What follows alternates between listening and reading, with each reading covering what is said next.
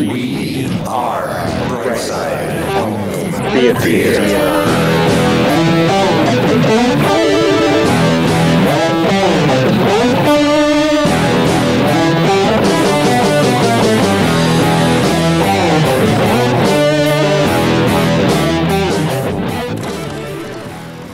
Hey, home theater fans, welcome to Brightside Home Theater Pod.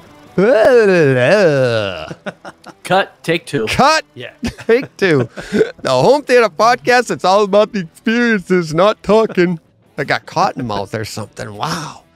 All right, so we're off to it. We're on Sights, time. The sounds. Right. Scenes. All right, yeah. I have my role, man. Don't take it away from me. Hang on a sec. Here we go. Hey, home theater fans, welcome to the Brightside Home Theater Podcast. The Home Theater Podcast, it's all about the experiences, the sights. The sounds. The scenes, apparently. Yeah, we're going to go with a video-only podcast because I can't talk today. So. Oh, boy. Oh, great to be sitting here. Finally, relaxing, sitting down.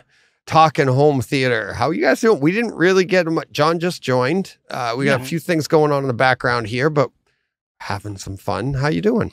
Good. Good. Yeah. Really good. Sweltering under the heat. You Oh, guys would be like, look, it's a very pleasant day. To us over here, it's roasting hot. We're basically melting. Hence the fan you can see. Yeah. Behind me. It is a balmy 75 degrees. Oh. Your temperature. You know. We'll not break ours. 100 this week. Yeah, you see. Oh, really? You guys have got air conditioning. We True. just don't have it here. Right. So we just swelter because it's not. You worth know it having air exists, conditioning. right? It's been invented. Yeah, Okay. yeah, it does. But it's very rare to have a residential Right. premises in the UK with central heating, with air conditioning, because we only get normally a couple of days a year that you might need it. Yeah. But we're on about 3 weeks so far. Oh, So it's really, really warm. So hence the ice drinks ready to go. You know. Ooh, should get the branding right, shouldn't I? They should have There you yeah. go. awesome. ice drinks. Oh, look at you. Ready to go. So yeah, very warm, very warm. How about you, Deej? How are you doing? Good. Good. Very busy. Things are picking up steam on the house. Yep. There's. I'm starting to see the tunnel again. So See yeah, the entrance to the tunnel. just seeing the entrance to the tunnel. We Yeah, haven't so gotten even into it. in the Just- tunnel yet. Just Yeah, no light yet. No light, not in the tunnel to see some light. But yeah, just so things are really picking up. But yeah, it's all good. It's all fun, and I'm learning a lot. So John, let's talk about Jeff. this here. Can you see the comments? Have you been able to try that or anything? Well, I'm in full screen, so hold on. Right. Comments. And be able to post them? I can see them. How would I? You Let's just see. tap on it and pick one that you like. Because you see any, Steve? You can Yeah. too. I can. Yeah. Scruffy is showing me some. Is that me? Love. Did I do No that? air conditioning. Oh, Nice. No, I did that. Just if you just hover your cursor over one of the comments, John, it'll say yeah, it's show. not. Just click on that. I guess because I joined the regular link. Like Oh, you joined the regular link. Okay. because I'm not logged in or anything. Yeah, we'll do that later. And Steve can work you through that afterwards. There we go. Yeah. So someone tell me where the tunnel is. That's Paul Hurt, our. Someone tell me where the tunnel is. I know. I was like, well, I was headed to the tunnel, right, guys? And then the tunnel caved in. Right. So, yeah. And yeah. So tunnel caved in, had to find a new tunnel. So more on that later. You keep the comments going, Steve. I'm going to keep the branding going. We've got fun new stuff coming. We are on Twitter now. We're streaming in two places on Twitter, at Legal Beagle OK, and we are streaming at Brightside HT on Twitter. Check So, that out. John, we just lost John. There you go. Well, John's like, there he goes. He's just going to go to Twitter. Look at that. Look at that. Fantastic. All right. Yeah. So we've got some stuff to get to quickly. check this out. I'm just going to watch the show, so don't mind. Yeah, exactly. Oh, wow. Joe, he paid he's a deal's a deal, he said. Wow. Hi, DJ 867 just donated to JDRF. Thank you for bringing attention to this important cause. Let your listeners know how much I appreciate them. So he donated the 867. I in turn donated our share, which was I think it was like 355. Because you minus out the 522 that we had received directly to them. So between the two of us, we donated, what's that? I mean, quick math, we're looking at 1,700 and change. Yeah. Came from Brightside Home Theater to Juvenile Diabetes Research Foundation. So thank you, Joe. Thank you to everybody that contributed last month. But wow, what a huge month for us. I mean, that's we're doing some good here, guys. Oh, that was fantastic. The hell happened? I know. The night is young. The night, yeah. All right. I'm gonna have to go out and kick a baby after this. Oh, geez. I have to be in balance, man. Oh, that's way to bring balance. I can't do all this good, man. Yeah. Just kidding, Mr. Musk. Yeah. Don't kick us off Twitter. Yeah. I know. Right. Oh, shoot. He'd probably boot me to the top. What are you talking about? Oh, jeez. Oh, okay. Also from Joe, we got a donation for this month. He sent us over a $25 box of popcorn, bought us a box of popcorn, says, "Hi, DJ. I wanted to let you know I made a donation and would like to let everyone know how much I appreciate the show and the equipment purchased through AV Science based on recommendations. Whether it has been a new projector, replacement bulbs, or speaker upgrades, avscience.com has always made it easy. Regards, Joe Klusnick." And I'm like, perfect. Thank you very much. Thank you for the support. And yeah, that's for AV Science.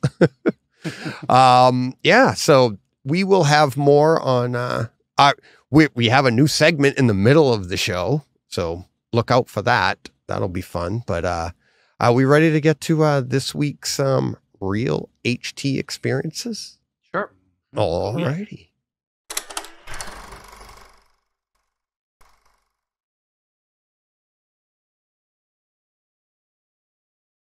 Hey, see the new screen, new stuff coming up next. 4K releases. Look around the screen, you see what's going on.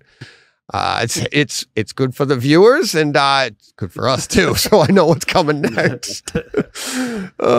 See, this week I'm more excited for John's than I am my own. Are you really? Oh yeah. Well, you've seen yours, but you've seen most of John's. You've seen too, most right? of mine. They were both his recrecommendations. That's what I want to see. See, I actually pay attention to what Steve recommends, and I go and watch them. Yeah, I've seen most of them. No, Popstar I haven't seen, but what was the other one you had? Lonely Place to Die. Oh yeah, I didn't. It's so funny. I'm like, I swear I've heard of that before, but I can't remember where. Steve talked about it like I 3 know. weeks ago. It's like I'm the only one in the room. You are. Oh, all right. Here we go. We ready for our first one up here? We're gonna start off with Steve. Get our update on your House of the Dragon. Yeah. House of Dragons. So I am. Let me see. 6, 7, and 8. Now I've done. So I've got 2 more to go. So I have now got beyond the Rubicon that is episode 7. And yeah, no problems with that whatsoever. Yeah. It's absolutely fine. I now know, because I remember you guys talking about that beach scene. And of course I had no idea what you were talking about before, although I knew there was a problem. So now I know what it is. Yeah, there's no problem at all with the disc. And a properly calibrated display. It's fine. It is dark, but it's not a problem.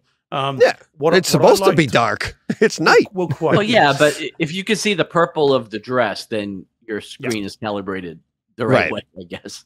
Yeah. It was all good. But yeah, very fun. What I like most about that episode, though, is the sound of the sleeping dragon. The dragon, because it just it moves around the screen as the kid, can't think of his name, is walking towards it. You can the camera moves around it, and as it moves, the noise of the snoring sleeping dragon moves with him. And I thought that was very cool. I really like that nice little subtle kind of effect. But yeah, really enjoying it. Really fun. Still looks great. Sounds great. And I'm looking forward to the last two. I'm trying to ration them though, because I dread to think how long it's going to be before we can next. Yeah, 2025 now. Yeah. I mean, I think I might do what you did, John. I think I might go back and just start rewatching Game of Thrones. I've got the 4K set, so I think I might end up doing that. You know, it's now beautiful. seeing kind of where it goes. It's really, really nice. The only problem is, I know I'm 99% certain that my set's going to have the faulty discs like yours did, and I can't swap them because I've had it for over 2 years. And so I'll just have to watch the Blu-ray for those episodes, you know, and then go back to the 4K. I mean, none of them were prolonged. Like it was a minute and a half on a scene. It's not like the whole disc was ruined. It just would get pixelated. It would freeze. You could kind of fast forward to the next scene and keep going. So you don't have to switch discs necessarily. But I mean, I wasn't, you know, like I wasn't going to accept that if I didn't have to. But it didn't necessarily like stop you from watching the entire disc. Did it happen in more than one place on one? It happened on 3 separate discs, a couple of times. I ended up swapping out 3 discs across different seasons. So it was just a weird. I don't know. Yeah, I don't know what caused it, and if it was the same on everybody's. That because on my replacement discs they all worked fine because I rewatched all of it. So it wasn't like it was in the entire production run. So I don't know. I don't know what happened. I mean, I think the whole initial run was bad. So I'm certain I'm going to have a problem. But if it's only here and there and it's only a couple of times on the disc, that'll be great. I see Paul. Sorry, John. If I click on that, I've just removed all. I got you. Don't you worry. I'm all right.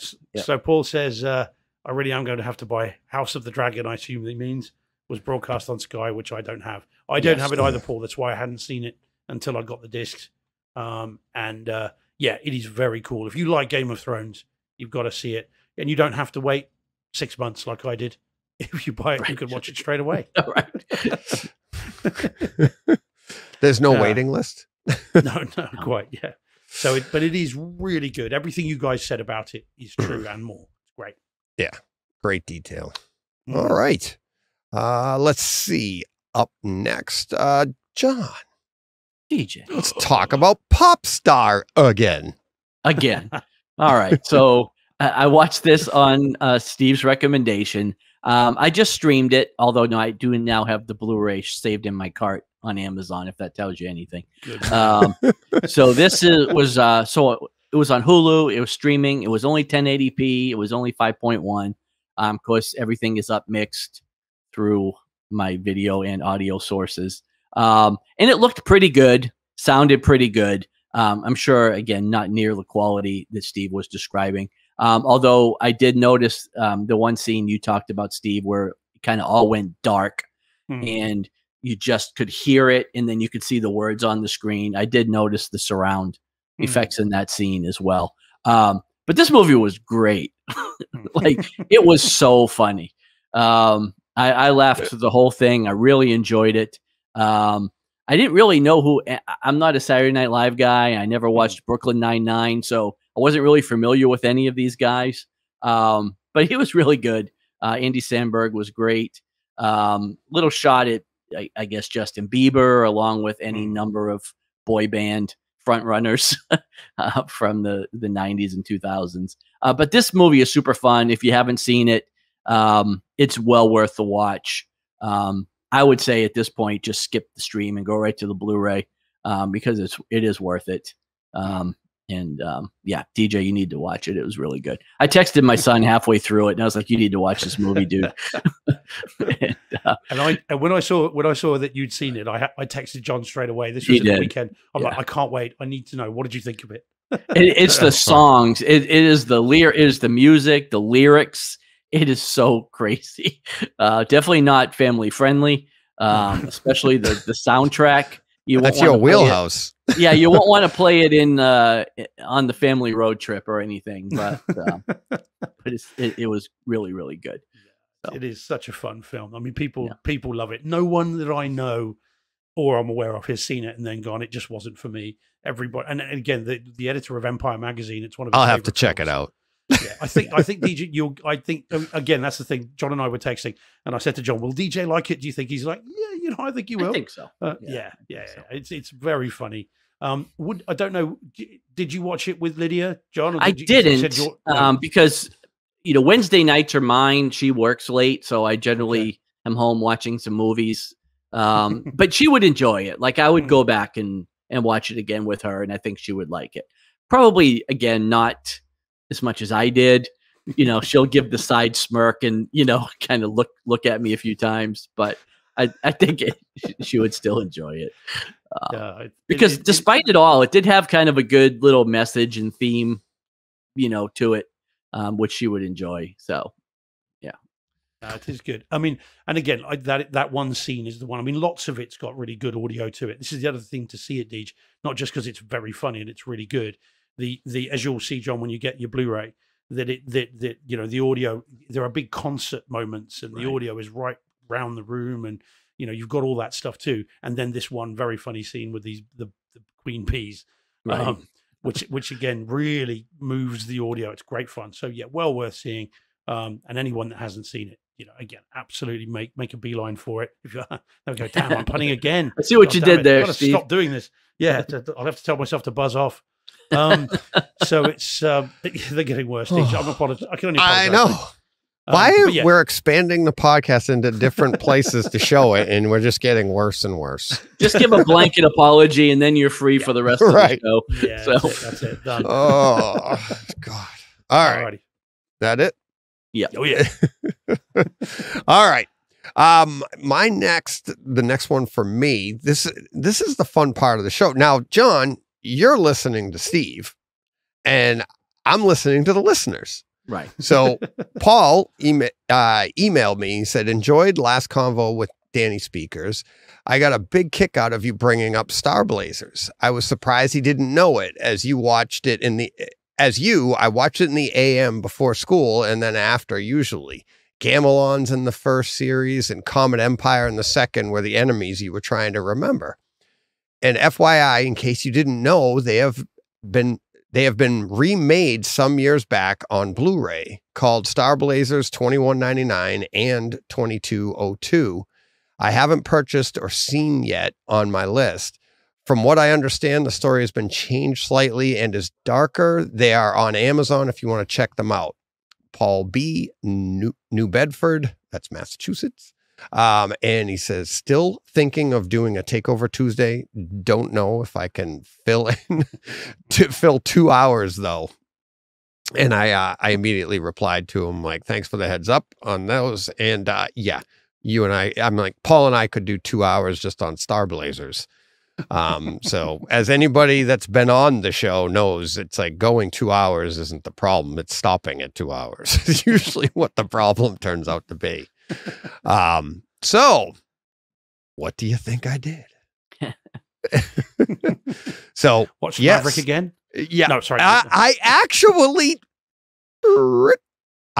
did. Because is this because but I didn't put it in the show.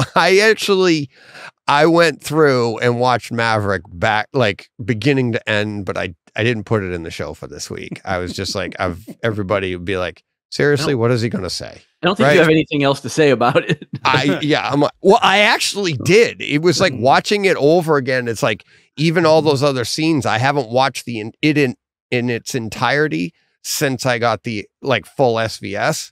So now getting the different scenes, the bar scenes, some of the other, I can't remember, what was the one that stuck out to me that I was just like, and it was just a talkie scene, but anyways, see, maybe I'll put it in the show for next week.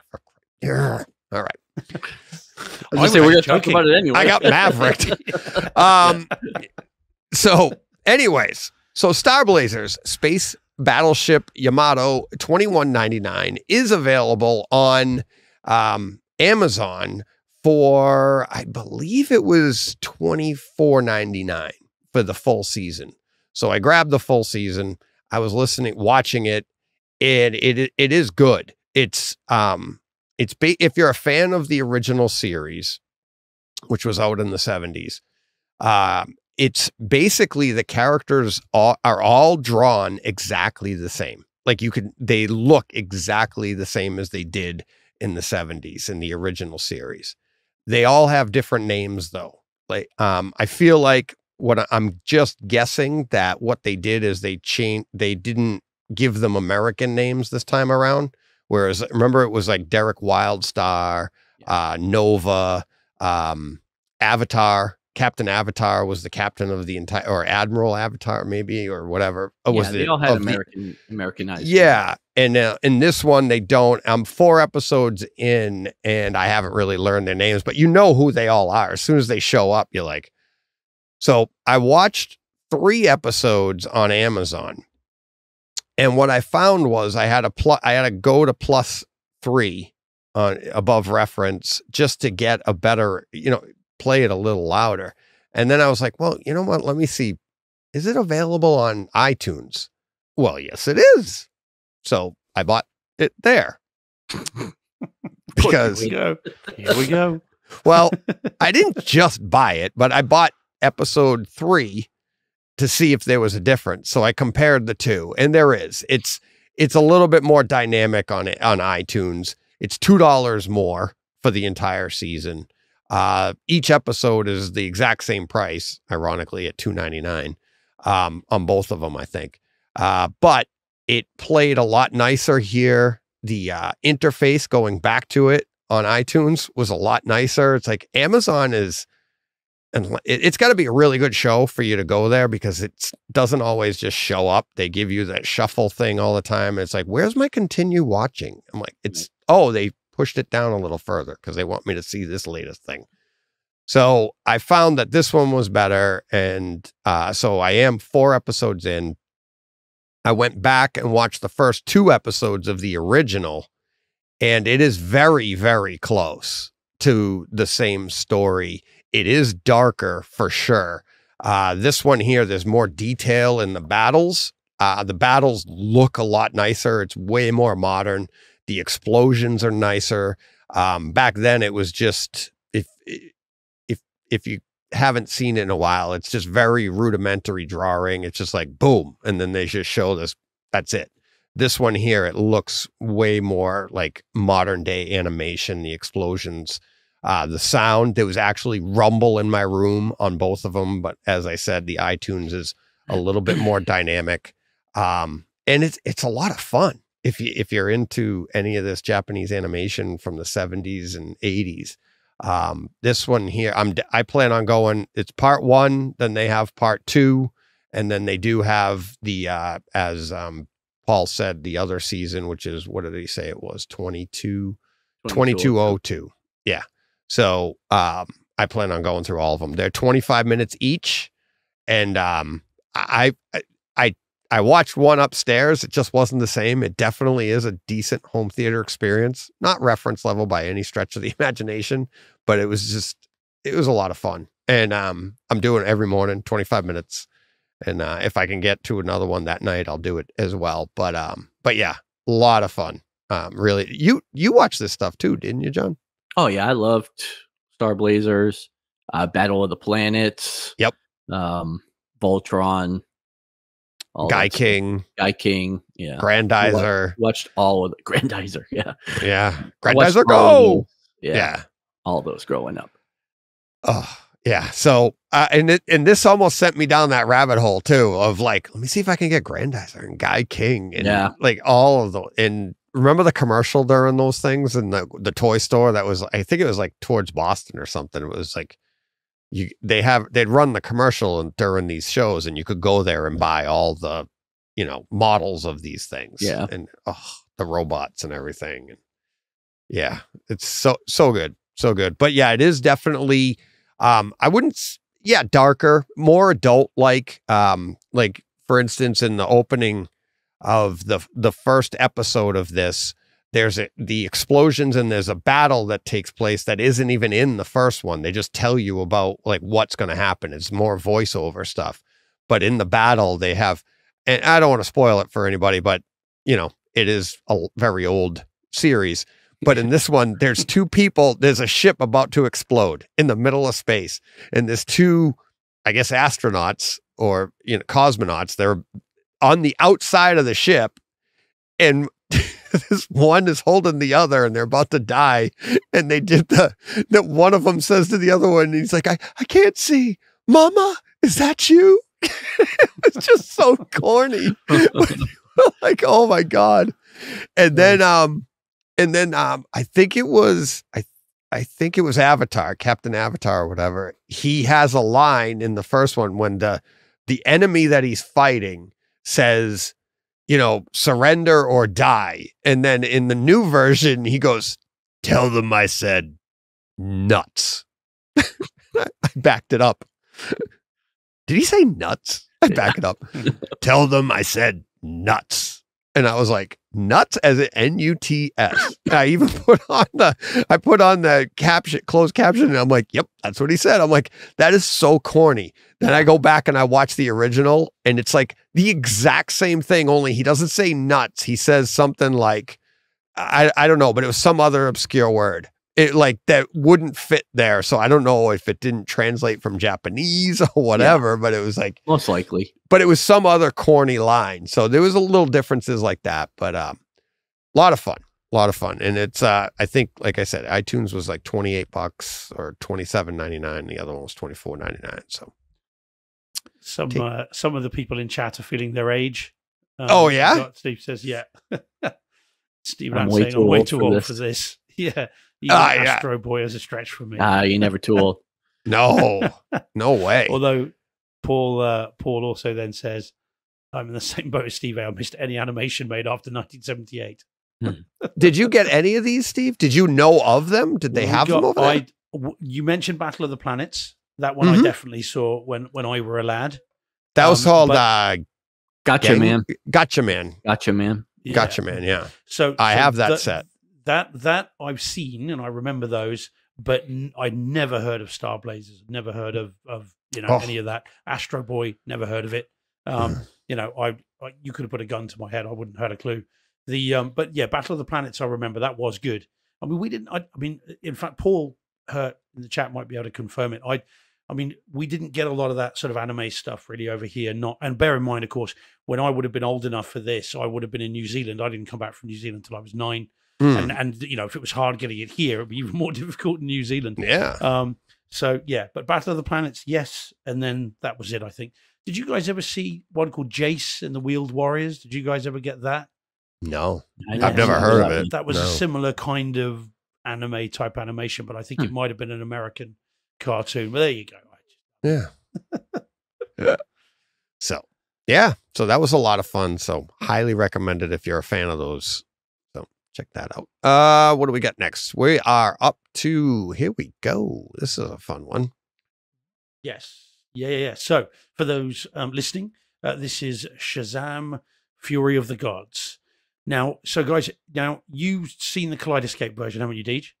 Oh, yeah. Yeah. And John, I know you saw it in the theater. Just the theater. Yeah. I don't own it yet. Okay. So this is the 4K disc in Dolby Atmos, which I picked up last week. And I have seen the first one, watched it 3 times. It's fun, enjoy it. It's a decent 4K disc. But I'd heard a lot of not very good things about this, other than from you two, because I think you both really enjoyed it, didn't you? Yeah. So I bought it because I thought I would, and so I put it on Thursday, Friday. Interestingly, the disc, it'll be interesting to see if the Kaleidescape does the same, Deej. The disc is mastered at a quite low volume. You've got to bump the volume quite a bit more than or certainly I did, and some of the reviews have said it as well. I had to goose the volume a bit more than I normally would. Not to ridiculous levels, but nevertheless, it is definitely higher than I normally would. And when you do that, you then get a decent experience. So it's a 2-hour and 20-minute film. I found the first hour quite difficult because the sort of dorky humor was doing my head in a bit, and it just felt kind of safe and a bit silly, and I was struggling with it a bit. And then and Helen Mirren, who I haven't seen many of the Fast and the Furious movies, as you guys know, and I didn't realize she has reached the, how much are you going to pay me? Okay, I'll just turn up and just read whatever you put in front of me stage of her career, which appears to be where she is, because she's dreadful in this. It's just wooden as anything. And so the first hour was really hard going, and I was struggling with it. And then, well, no spoilers, their plan, or the plan of someone, begins to take shape. And the last hour and 20 is all spectacle. And it's all, dragons, and it's, mythical creatures, and it's, and when you've got the volume up to where it needs to be, suddenly then it all kicks in, and then it becomes a really enjoyable, fun rest of the movie. So first hour, hard to watch. Last hour and 20 was actually good fun, and I really enjoyed that. So overall, it was good. Really good home theater experience. It looks fantastic. It was shot at 5.5, 6K. And it's a native 4K transfer. It looks fantastic. Every little bit of stitching on the costumes are all clear to see, and it sounds great when the volume's been adjusted as well. So I did enjoy it, and I think overall I would recommend it, and I suspect that most people will enjoy it probably more than I did. But I did really enjoy it, though. I thought it was really good. Yeah, really, really good. Yeah, I didn't notice anything on the Kaleidescape version as an issue. I really enjoyed the audio, as a matter of fact. I really liked the movie too. So I've seen it a couple of times, and I didn't feel like I had to bump anything. I've gone back and watched different scenes of this, for the 4K, for the audio. I mean, there's a lot to take in, and I think John and I said that after we'd seen it in the theater, we couldn't wait to see it at home, because we knew how much there would be, the way this was shot and the action scenes and stuff. So apparently, I can wait. Yeah, well, that's true. No, but us just saying that it would be a great home theater experience, and I really do think it is. Kidding. It is. So, yeah, it. As I said, I think the last hour and 20 is great. Again, with there were a couple of the reviews I read afterwards mentioned this sound bump as well, so it's not just my system. It's definitely something with the disc. For some reason, Warners don't normally master them low, but this one just happens to be. But yeah, as I said, don't get me wrong. The first hour, the setup was troublesome, but once it kicks in, it really does look and sound great. So, I'd recommend it. I think most people, as I said, will like it more than me, but yeah, it's very, very good. Did you see what Blue Wave says? Yes, I'm not going to post it. You posted it. God, there you go. I got rid of it. You got the swear in there. I can read it. I missed that. Yeah. So Blue Wave says DJ didn't have to bump it because that was reference level all the way. And it's but here's the thing. It's like, and I want to come. But Steve's reference is his reference too. Exactly. Right. Thank you, John. And that's just it. It's like, just because I go to reference, it doesn't make everything. I mean, rising tides raise all boats. So like, if it was a low mix, I would have noticed, because I would have been like just watching Star Blazers. I was like, this isn't normal streaming. It felt a little lower. So, and that was, of course, watching Star Blazers at reference level. Have to. So, but yeah, reference is reference. So. Reference, if Steve's reference is -10, that's still reference for him. Right. And then he has to bump it, or, if he has to bump it from there, it still would be the same for you. Right. At 0. So. Exactly. So meaning that that's why it's important to always listen at if you care about stuff like this, if you care about trying to figure out which track is, how they measure up, then listen to this at the same volume every time. And then you adjust accordingly. Like, some tracks are really, really loud, so you might back it off a little bit. But if you have the same starting point, then you'll know and hear the differences in the tracks. So, and you'll also hear how many are very, very similar, and they mostly are. And it's very rare that you have to bump one way or the other. So, yeah. Yep. All right. Really good.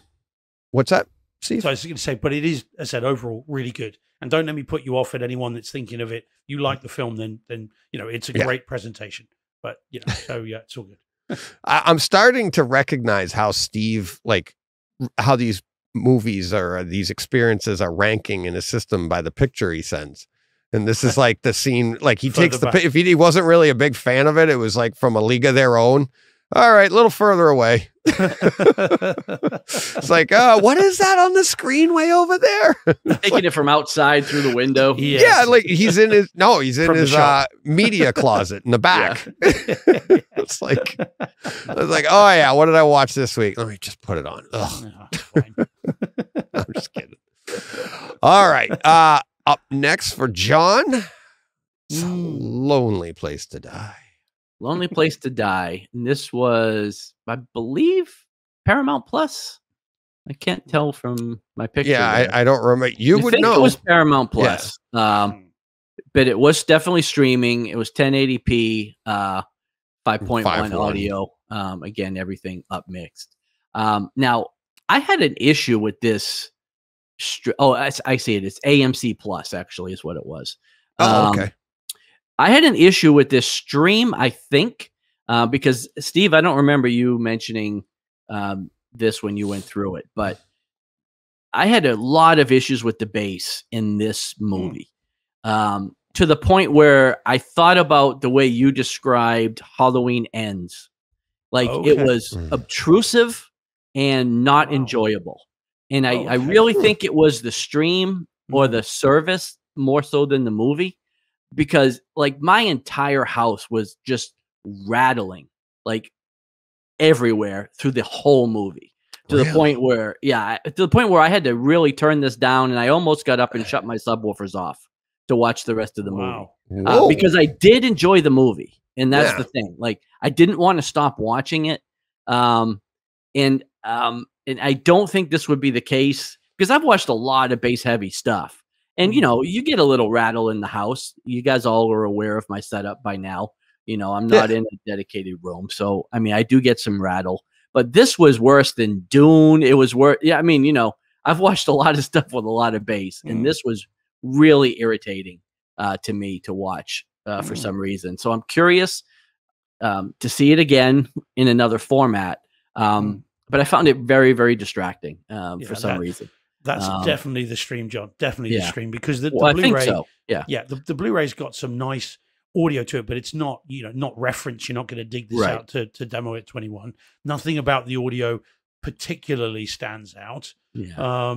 So it's more that, and it wasn't like explosions or crashes. It's just that tension building bass, when they're just trying to build tension in the scenes. But like I said, my entire house, like my windows were rattling, my pictures were rattling on the walls. It was really, really bad. So I think it was just AMC Plus. I think it was the stream. Something about it was poor. All that being said, again, it looked really good, being 1080p and, again, being kind of up converted to 4K. And the movie is tight. It's short. It's like 90 minutes. So there's no fluff to it. Like, you're kind of right into it right at the start, and it takes you all the way through the end. And it was, like I said, a tight thriller, and I did enjoy it. I really liked the movie, but I was kind of bummed that my experience wasn't so good with it. So, but again, definitely a Blu-ray to pick up. I don't think it's out in 4K. No, it's only the Blu-ray that I've got. Just in Blu-ray. It's a very low budget thriller, so you wouldn't. Right. I'd be very surprised if it turns up anywhere in 4K. Yeah. But I'm glad you enjoyed it. Well, for your next two recommendations, then, John. Yeah. Let me know what to watch. Got a pen? Yeah. I would genuinely say Wind River. That is one to see next. And I've been looking for it. I can't find it for free. I'm either going to have to buy the disc or pay to rent it, because it doesn't stream anywhere. I would say free. Genuinely, knowing you guys as I do, that's one to buy. John, you'll love it.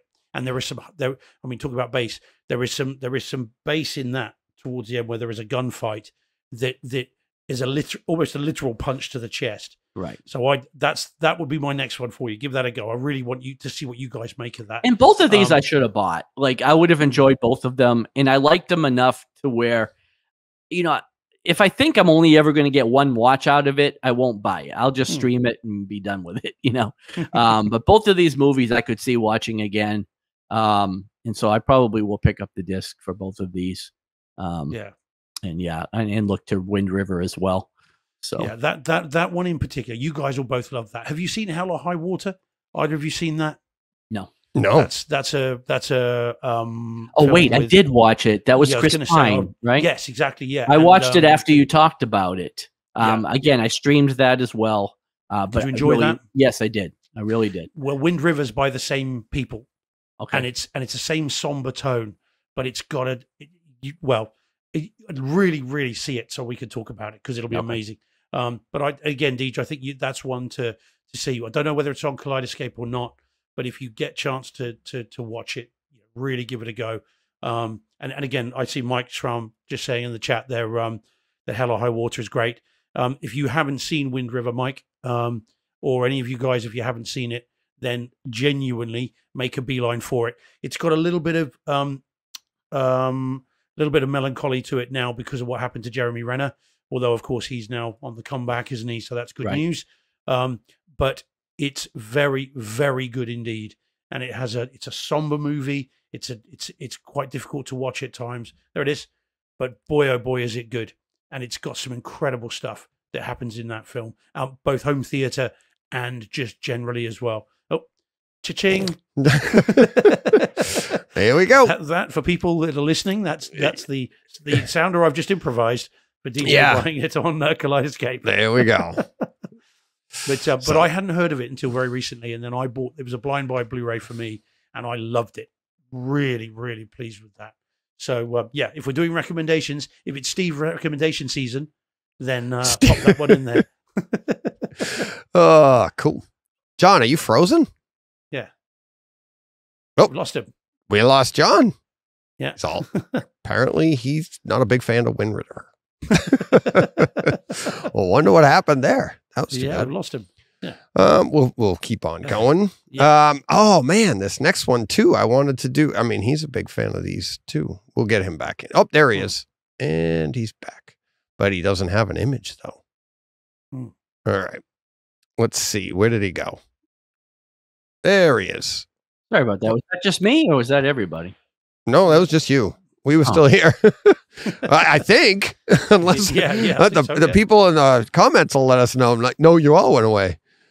No, you just dropped out. You froze and then dropped out. Yeah. Okay. So, but all right. No harm, no foul. We're back. We're back. And I was trying to stall for time because look at what's next. I watched this a couple weeks ago too. Teenage Mutant Ninja Turtles Out of the Shadows.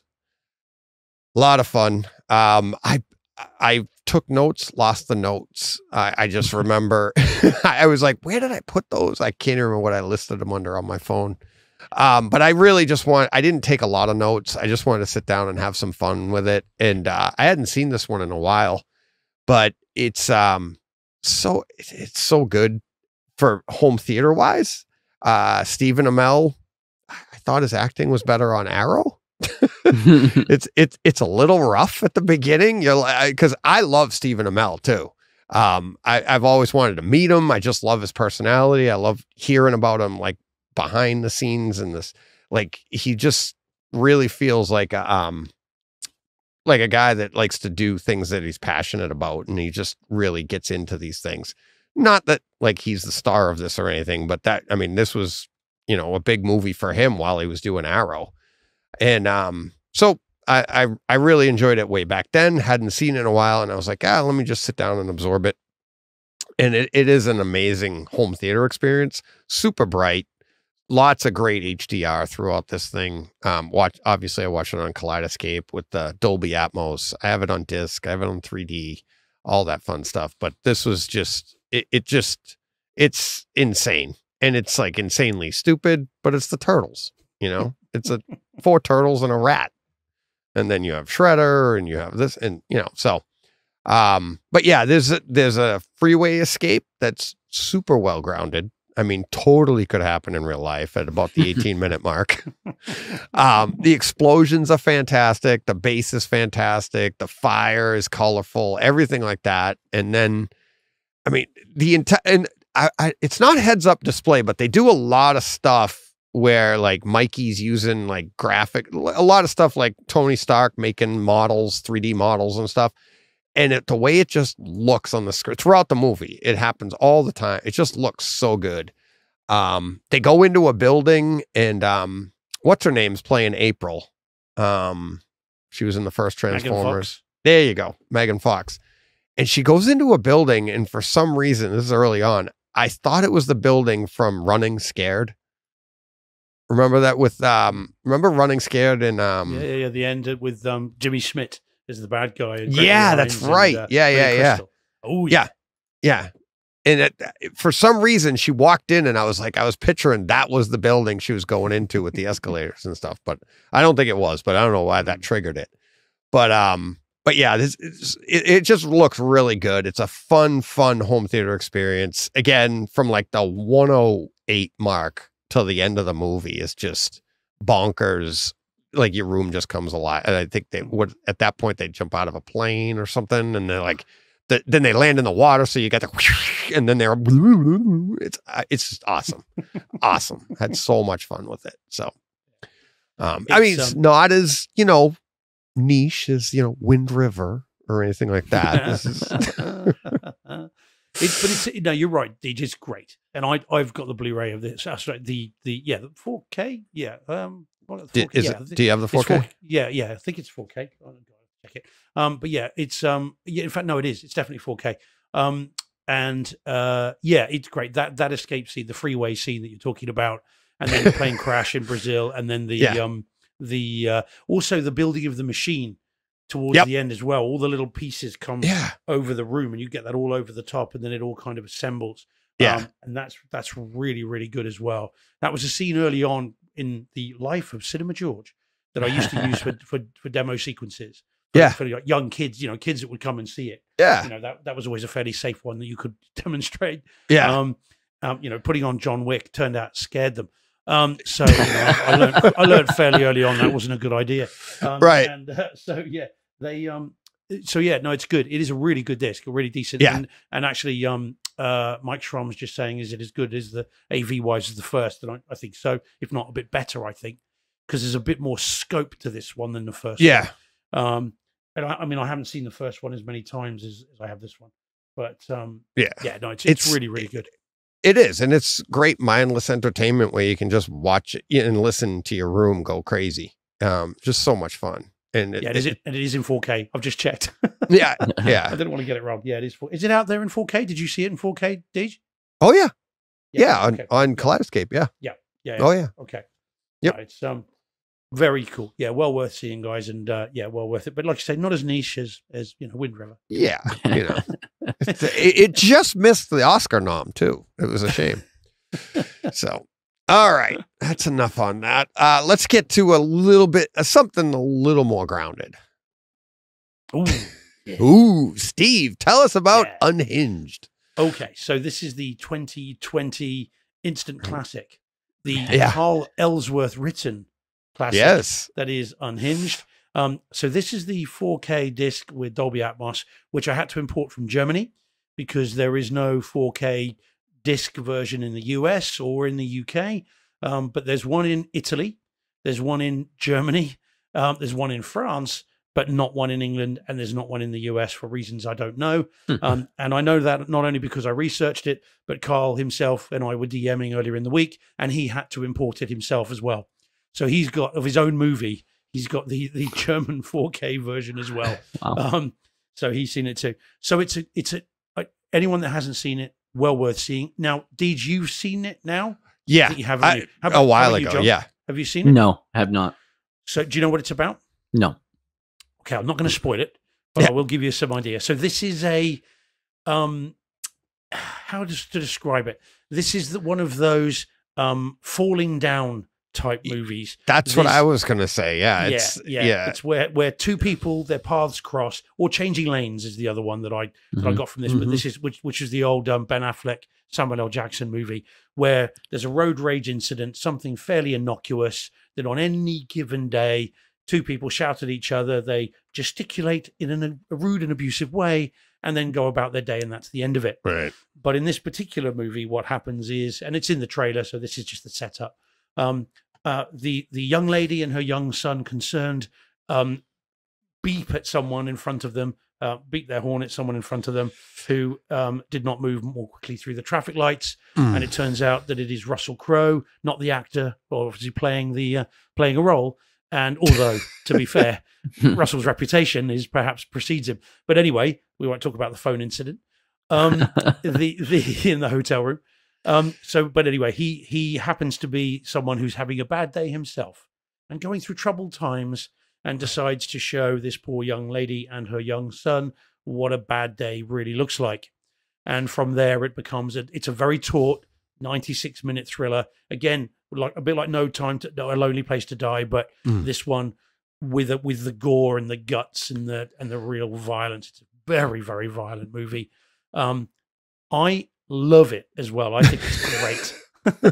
How come whenever we get to gore and guts, Yeah, it's like, that's what I say. I love it. Yeah. I think you even say like, I love it, even like differently than every other time. It's like Turtles. I love that movie. I love that. It's a great home theater. It's like the gore and the guts. I love it. Oh yeah. It's like, is that how I sound? Yeah. No, well, quite. Well, yes, that is the way to my heart with these sorts of movies is guts and gore. I know. So probably quite literally, actually, as it turns out. But anyway, Well. but yeah, I really do like this. I mean, it's very nihilistic. It's very mean and nasty.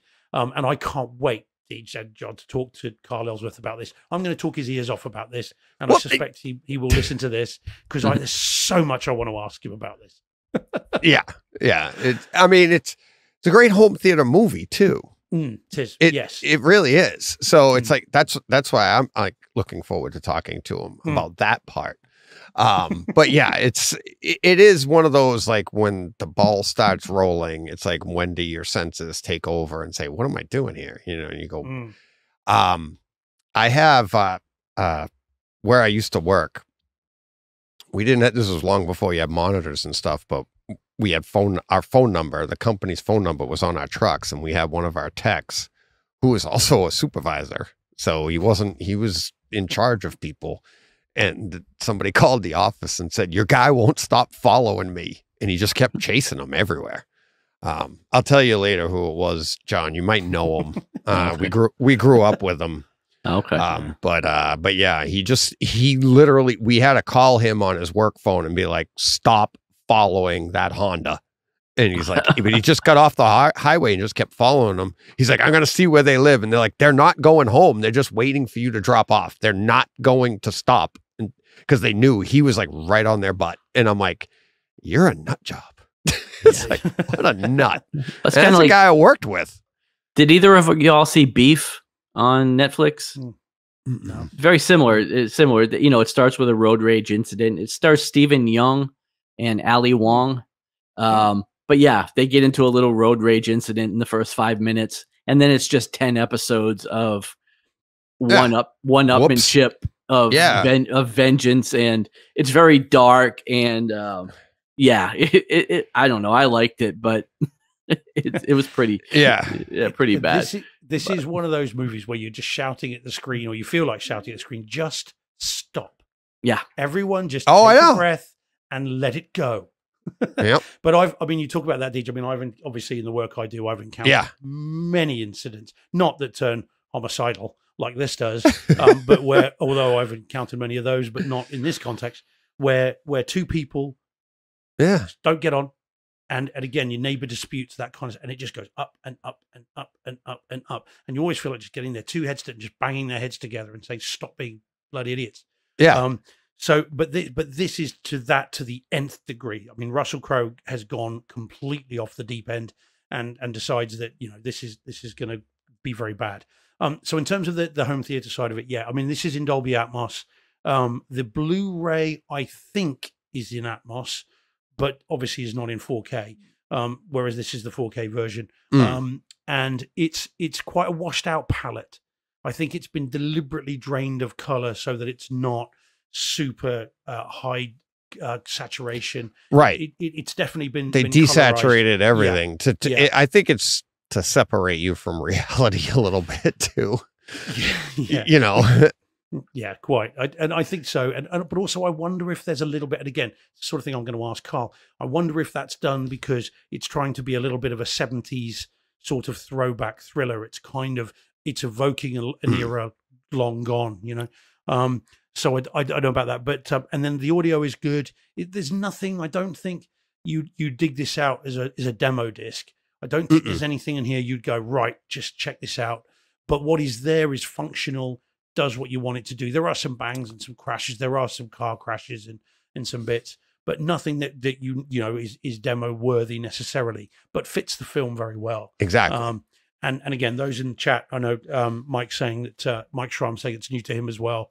Then it is worth seeing, and you'd be able to stream it. I'm sure it's on, you know, a streaming service. But I would say if you can get hold of the disc, then do that. But you know, it's just see how you go. Just try it. I think you'll really enjoy it. If you like those kind of thrillers. I mean, Falling Down is not as graphic as this. It's nowhere near as violent as this. No. And Falling Down's much more grounded. And I know that sounds silly even as I say it, but it's heightened, but it's not heightened anything like this. This is this is your ultimate nightmare. You know, and I dare say you won't beep your horn at someone in traffic for a few days afterwards, just in case. Oh yeah. Yeah, no, I mean, I take that stuff literal because I mean, when you're out and it's like blind is not, just go, just like. And when I was younger, I was stupid, but now it's not worth it. It really isn't. No, quite.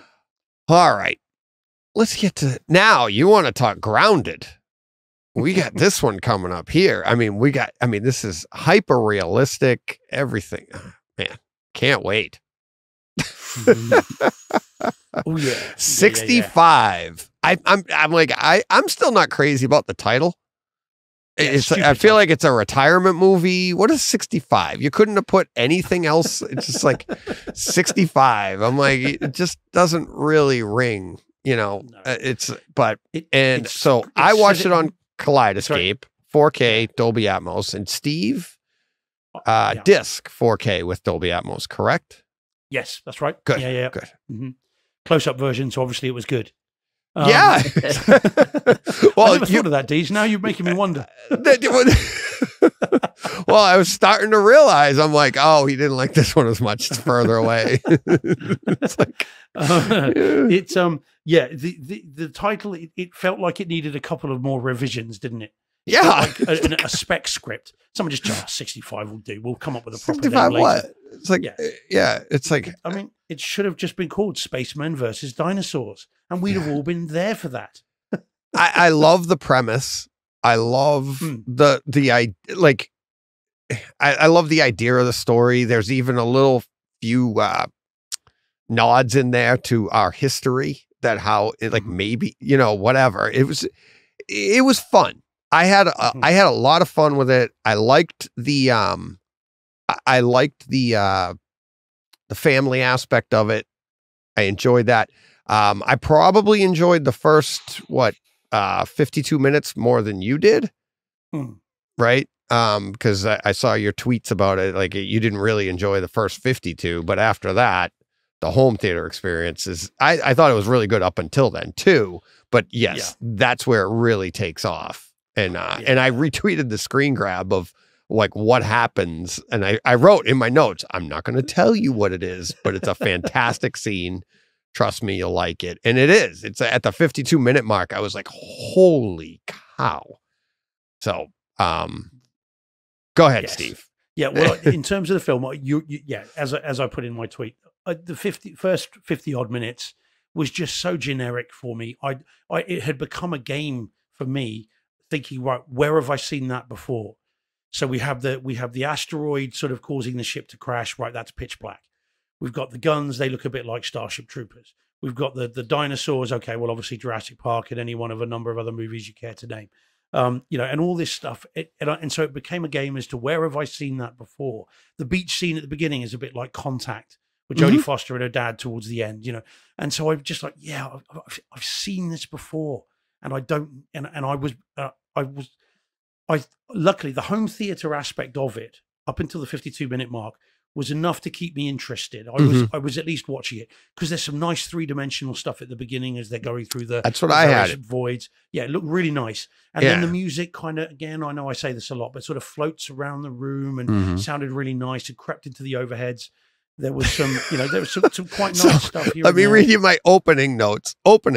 Has a great 3D feel to the picture. Audio is really nice with score filling the room and surrounding you. So it's like, I mean, and it really did. It's like, it was, I mean, and stuff like that, especially for home theater nerds like ourselves, that can grab you. And that kind of helps you, maybe if you brought your brain into the room, it helps you put it on the outside as you're going along, right? And you're like, that helps you enjoy the movie even more. And I thought they did a great job with the opening on that. They did, and it did look really nice. And again, it's Sony, so we've come to expect good things from Sony, and they did deliver. So I was able to keep interested with the "Where have I seen this before?" game, and then the the home theater experience was at least keeping me invested. Otherwise, there are some movies that by the 52-minute mark, if it hasn't grabbed me, I'm switching it off, or I go and do something else and never ever come back to it. So when you get to this moment, and I mean, I'm not going to spoil it either because I just, even saying 52 is spoiling it a little bit. But when this incident happens, this thing occurs, and I think it's from there right to the end of the movie. It's almost like the director thought, you know what, we're not getting very far with this. Let's just throw everything at this from the 52-minute mark on, because you get all this stuff and you get all the atmospherics and it just goes bonkers. Or it's like the director goes, well, we've had it at 7 through this, off 1 to 10. We've had it at the noise, the experience has been a 7. Let's just have 11 out of 10 for the rest of it. Go on. And you can almost sense the director just going whoosh like that, because the movie just goes bonkers from 52 to 1 minute 36, 1 hour 36. It's just demo material.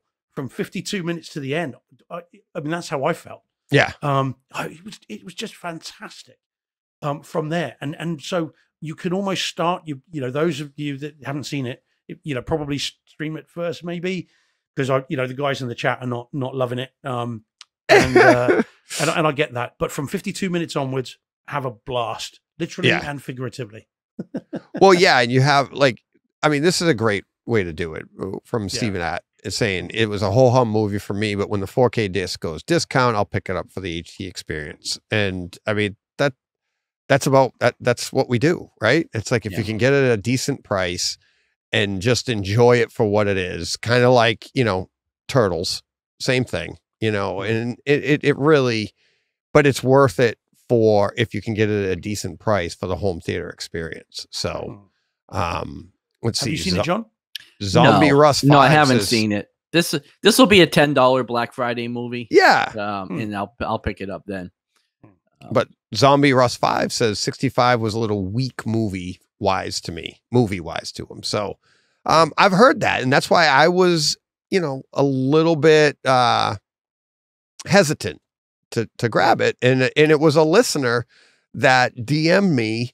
Sorry, I forget who it was, but they DM'd me, told me they saw it in the theater. Really, they enjoyed the experience in the theater. And then at home, they said, wow, it really is a great experience at home. So I was like, oh, all right. That's all I needed to hear. So I was like, and I'd heard mixed reviews before that. I'd heard people saying everything that people are saying in the chat,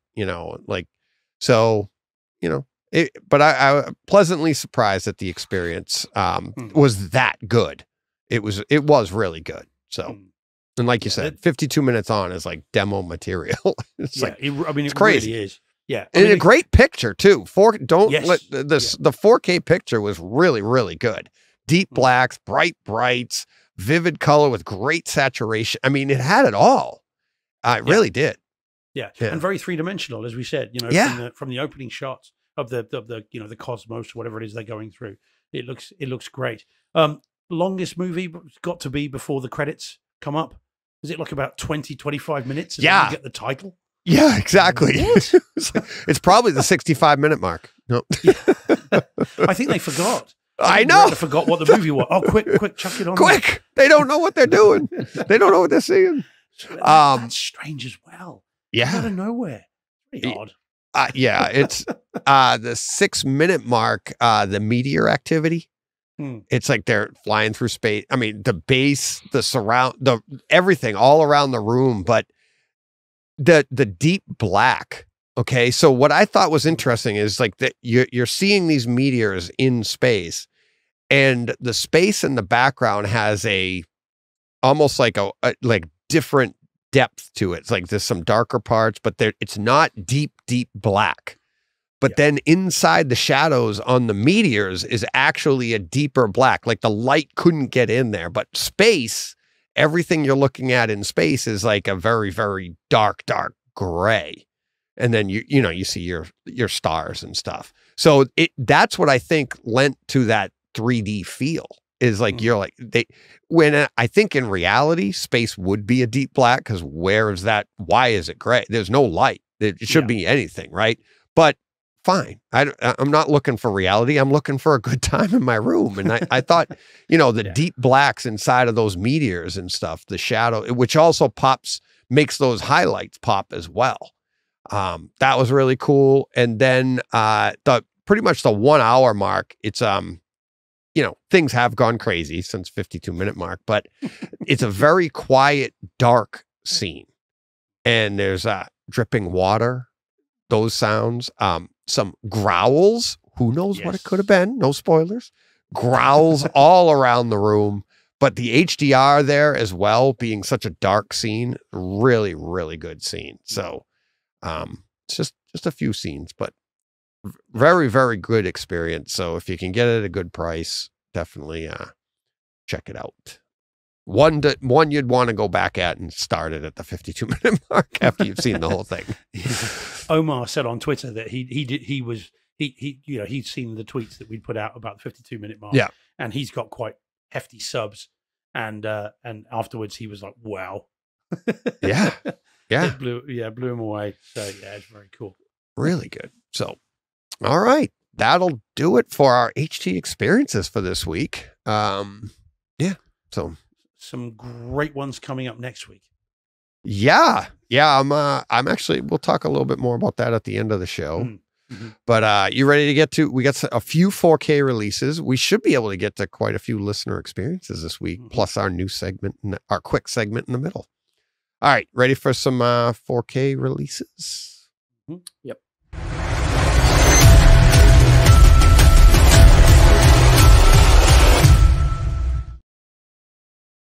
There we are. All right. Coming up on Tuesday, June 20th, Avatar, The Way of Water is coming out. And, it's quite a few choices. Buy them all if you want to, but a few choices in covers here. We have the standard in the top left, sorry. Looks a lot like the Target one at the bottom. Like, what's the difference? Yeah. Has anybody seen the difference yet, other than the little cardboard flap that comes over? Then we have a Walmart exclusive on the top right, and then the Best Buy exclusive, which I think I like the Best Buy exclusive one the best. What about you guys? Yeah, good. I think so. Mm-hmm. I agree. It seems the most different from all the other ones. I mean, they're pretty much exactly the same. Walmart's not bad, but I like the Best Buy one the best. So we've got to wait an extra week for ours. We don't get it until the 26th, I think it is, the following week. We get it here. Notice none of them are in HFR. Yeah, I know. Cheers, James Cameron. I wonder if they'll release it though separately. There's not been any mention of it. I know. So who cares? As long as I get it in the normal one. Well, I mean, if you'd like it, I'd like to see it, because I'd like it as an option. It's just it's like, as long as you're not hurting anybody, I don't care if I like it or not. Does it hurt you, Steve, when I watch it in HFR? It's painful. It hurts my soul. I'll stop texting you then. Look at what I'm doing. All right. From 1998, we have Robert De Niro in Ronin coming in 4K. Great movie. Yeah. I haven't seen this, I think, since 1998. Oh, Yeah, it's been a long time. I had this on DVD, Blu-ray. Yeah, I have too. You know, I've got the new Blu-ray, the Arrow one that came out a couple of years ago. Interestingly, Bill Hunt from the Digital Bits reviewed this yesterday, day before, and gave this A's across the board for video and audio. So this is one I'm going to be importing as soon as I can. I really like this film. It's nonsense. I mean, this stuff about what colours the boathouse in Hereford is absolutely just, and Sean Bean plays a really stupid role in it. But it's a very good film. The car chases in this are absolutely fantastic, and the shootouts, of course. So this one will be one to import straight away. Nice. Yeah, I'm looking forward to it. I haven't, like I said, I haven't seen it in a while, so it'll be fun to see it. We also have The Firm coming from 1993. So Tom Cruise. Who's the author of these books? John Grisham. John Grisham. Grisham. Yeah. He's, was this the first one that set off like all the Grisham books that ended up? No, I think Time to Kill. Yeah, well, I think Time to Kill came first. Yeah. Great film as well. That would be nice in 4K. That's great. The film where everybody looks very sweaty. Yeah. Does it take place in New Orleans? Time to Kill? Everybody, Mississippi or something, isn't it? Yeah. Oh, okay. I know the difference. It's deep south. It's south. It's sweaty. It's humid. Everybody. I read all those books when they first came out and saw all these movies. You read them all too? I read them all. Yes. I never got into the Grisham books for some reason. So. The Firm is probably the one I've seen the least, actually. But it's out here next week as well, so I will pick it up. I'm not expecting great things from it, but I'll give it a go. And of course, as a British lawyer, any of this American lawyering stuff is I'm just going to touch just nonsense. It. Yeah. It was a good thriller. 6-figure salaries. What? Yeah. All right. And then, also for Tom Cruise, we have Vanilla Sky. I haven't seen this one in a while either. I don't like this one. Yeah, really? It was no, my son loved it. He kept telling me, you got to watch this movie. You got to watch this movie. And I was like, I don't like it. I don't know why. Was it any good from the 52-minute mark? That's what we really want to know. That's what I saw it in the cinema, and then I saw it a couple of times, I think, since. And I just remember thinking vanilla is probably a good description for it for me. Nothing very exciting about it. It was just, but yeah, never mind. All right. That should, whoops, wrong one. Boom. All right. That does it for this week's 4K releases coming out on Tuesday, the 20th. So we will go to our new segment here where look at us, everybody. We're just going to let everybody know you could find us on Twitter. See? And on, if you're watching on YouTube or watching the stream on Twitter, you know where Steve is and you know where John is and you know where I am. So you can find me at Brightside HT. You can find John at John Circoni. That's right. Right, John? At John Circoni. Yep. Just flat out John Circoni. Just flat out. Yep. It's kind of small on my screen right here, so I can't really tell. And then you can find Steve at Legal Beagle. Okay. I'm not saying okay. I'm saying that's all part of it. Legal Beagle. Okay. All yes, one. That's okay. So, yes. Yeah. So you can find us on Twitter. We have a website, and this is where, why is it taking time to load? All right. There it is.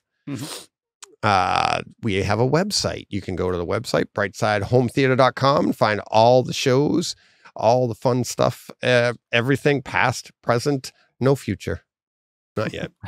We haven't developed it that far. Yeah.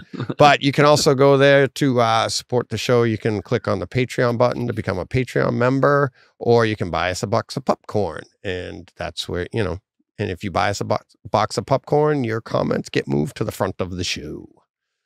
All right. Also, I thought it was funny. I was making this graphic for YouTube to say that we're on YouTube, because I figured if you're on YouTube, you're going to see that you're on YouTube. But guess what? we're not just on YouTube anymore now. So it was actually makes sense. So if you're streaming on Twitter, on either Steve or I's channels, you can find us on YouTube as well at youtube.com/brightside.ht/videos. That's us right there. And last but not least, John, your favorite. I was like, where is it? Patreon. Patreon.com/brightside home theater. Yeah. So you can go there to become a Patreon. Yeah. Patreon. Become a patron. So, easy. You know what you can do. You can go there. You support us. They take a little bit. They take whatever you decide to give us as $1 as a minimum or as much as you'd like. And then we get most of it, and Patreon takes a little bit, I guess. So I actually haven't taken anything out yet, and I should.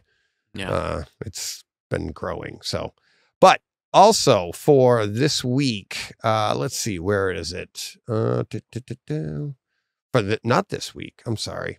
Now I can't find it. There it is. All right, share this. So for this month, we are going to be 50% of our income or donations, whether it be from boxes of popcorn, or which we've already received 2 boxes of popcorn this month from and from Patreon. We're going to be giving to Autism Speaks this month. I had Jen was helping out over the weekend, so I was like, hey, it's a perfect time for this. We have one of our best friends. Their son is 22 years old now. He just graduated, and he's autistic and on the more, not, almost like Rain Man, kind of. It's so he's severely autistic, but he gets around, he does his things, and there's a whole line of the spectrum, but they need a lot of help. And so I asked my wife, what's the best autism donation that we can do? And she gave me this one. So, the links are in the show notes. Autism Speaks. You can click directly to donate whatever you want. Just let us know. And I'll let everybody know, or you can buy us a box of popcorn and, 50% will go to Autism Speaks. So, but if you want 100%, just click on the link. So that's what we'll be doing this month. I have another autist. She worked with a kid today. I'll tell you guys after the show. I would tell it on the show. It's not a bad story. It's a fantastic story, but I don't think I could get through it. So I won't tell you about it here on the show because this is Brightside. So, yeah. All righty. Let's see. That's it for that segment. Up next, we have no tweaks this week, right? No. Anybody? No? All right. Let's get to listener experiences.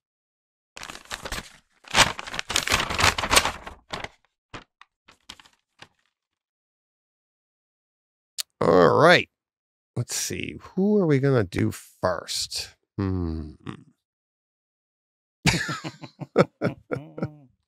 It looks more like Coneheads than the Fifth Element. Yeah, doesn't it? Exactly. Yeah, if you're listening to this on the audio only podcast, you're missing out.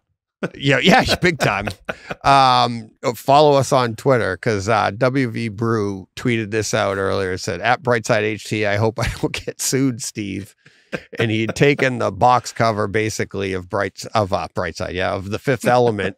And he imposed John, Steve, and I into the character spots, actually added the Brightside logo in there as well. Pretty cool job. Pretty cool. Yeah. Looks really good. Pretty funny. Steve does look angry. He's on the cover. To be fair, if anything would get me to rewatch The Fifth Element, if we are going to become part of it, then I would rewatch it. Right. So if someone wants to go in and via CGI replace all of it, fake the whole movie, the 3 of us, done. Yeah. Do I have to be Mila Jovovich through the whole thing? See, now that's the whole point to see it, John. Yeah. I want to see you in that white duct tape. I have to be Lilu through the whole movie. Look, I'm telling you, there's love in the chat. Look at this. Stephen Att says, love it.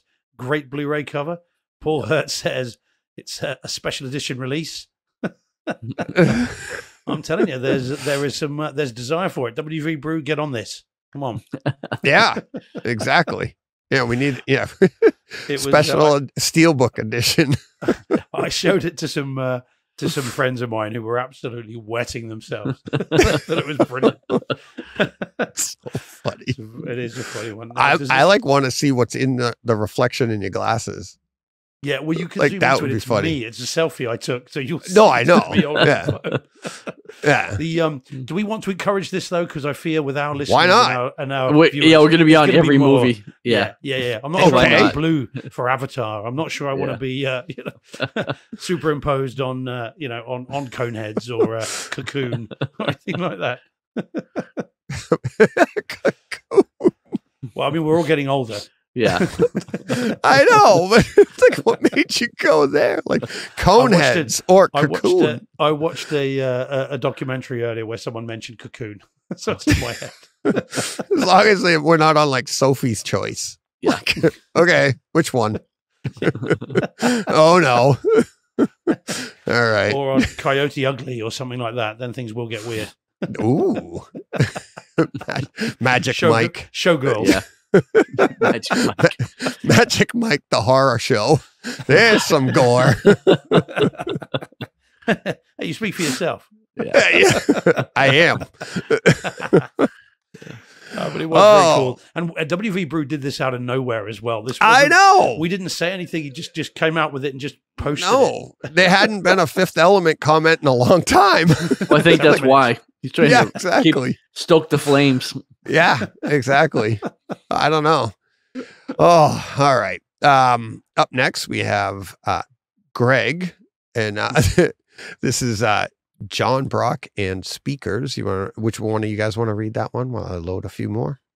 No, I'm going to do it. I don't mind doing it. Is this Greg, your son-in-law, Greg? Yes, it is. Oh, there you go. Right. Okay. So, well, I can't do the accent, so I won't try. Okay. So Greg, I hope you don't mind. I think he's in the chat. Apologies if it's read in an English accent. So it says John Brock and Speakers. It's an email, or is it a text sent from my phone? Oh, I know. It doesn't really matter. It says, you and John Brock had me thinking again about speakers. And I'm listening to some YouTube videos while I work. And as I learn more, I realize how little I know more and more. Some speakers having adjustable tweeters to aim at the MLP, main listening position, and how the woofers don't matter as much to be pointed at the MLP.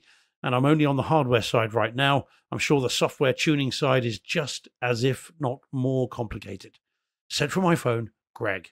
P.S. Get some milk on the way home, Deej. Okay. We don't live together. Yeah. Towns You've been in the apart. house a lot doing the work. I know. Yeah, that's true. Yeah, it's funny, and it is fun listening to him, helping him when he asks for it, but he does a lot of stuff on his own, so it is a lot of fun to watch him learn and experience. It's like you can read about this stuff all you want. You can watch the videos. You can watch, and I think that's what's really difficult now for new home theater fans. It's like when we were starting, you just had to try.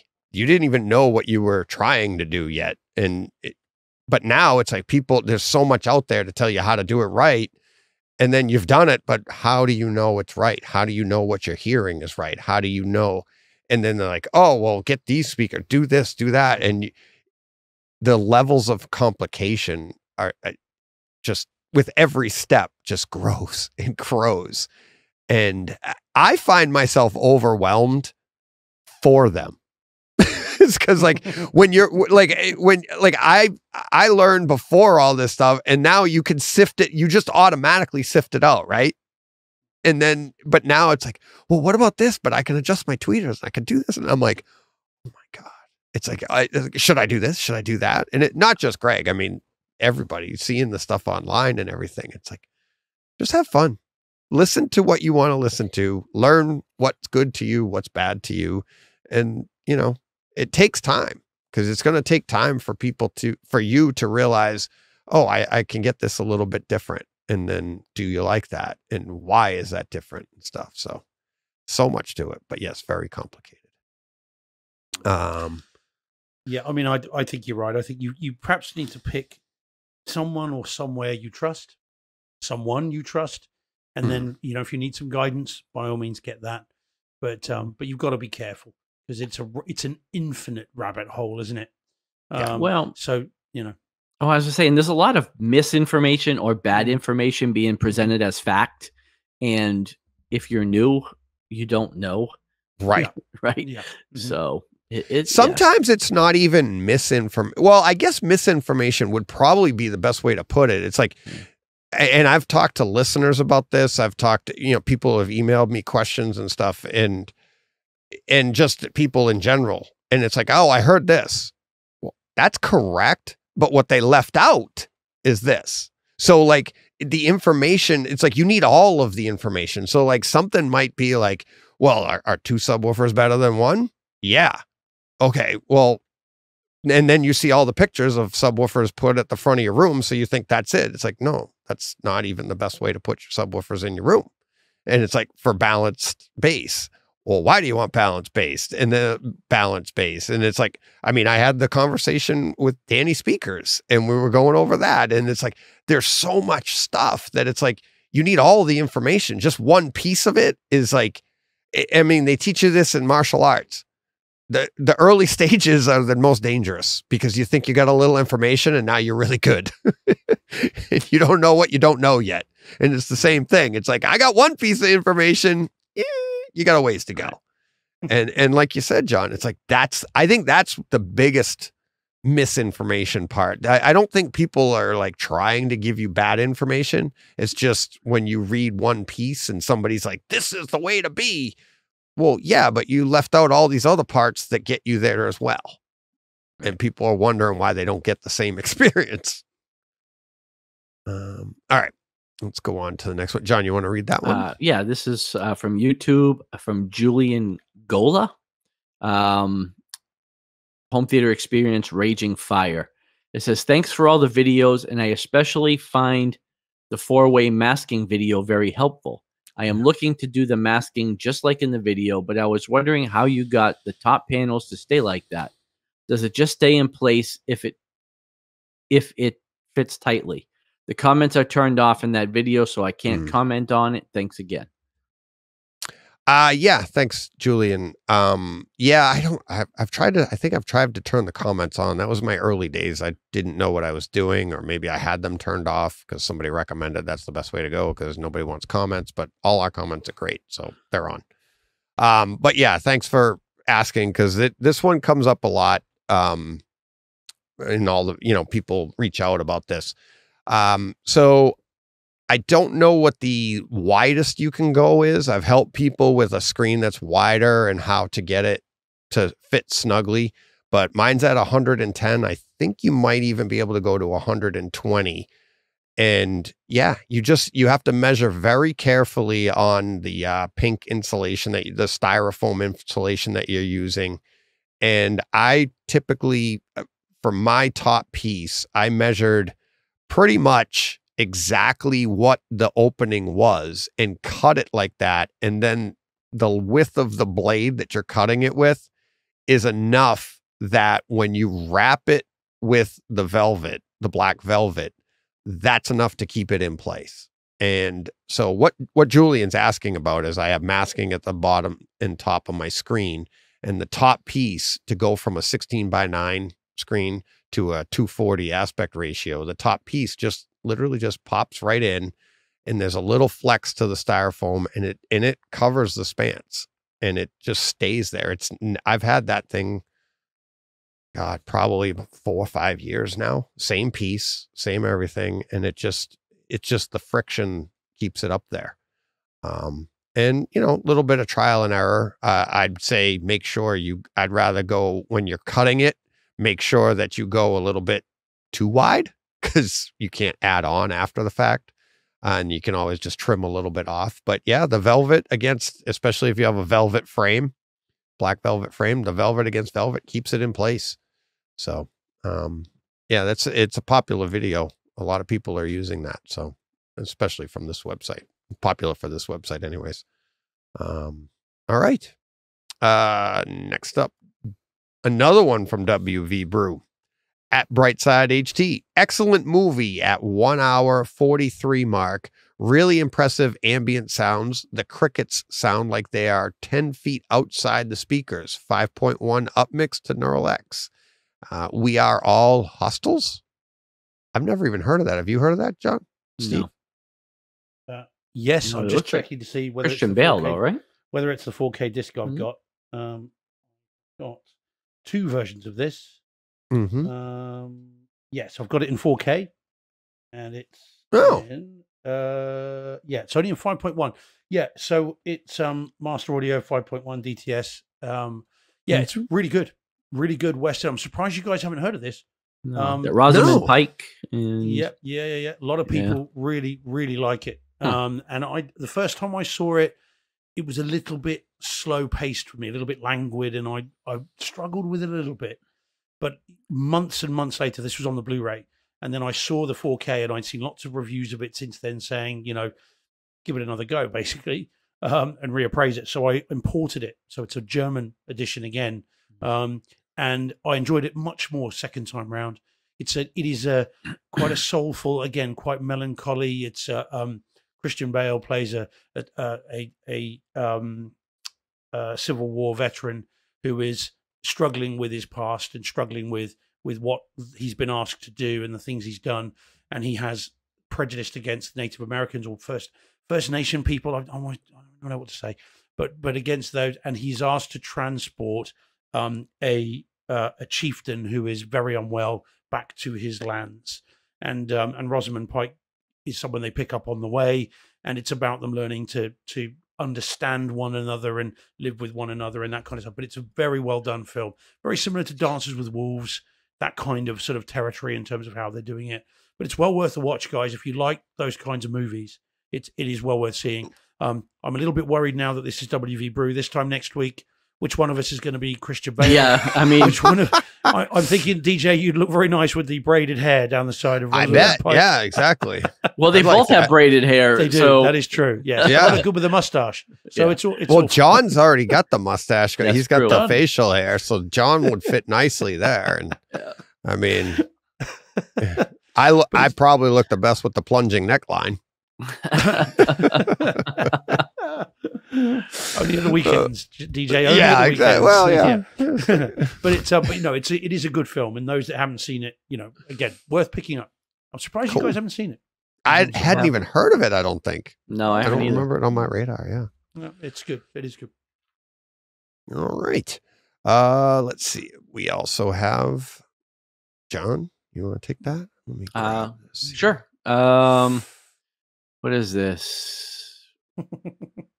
Nicolas Cage, Samuel L. Jackson, Amos and Andrew at theaters this February. So I guess this is a movie?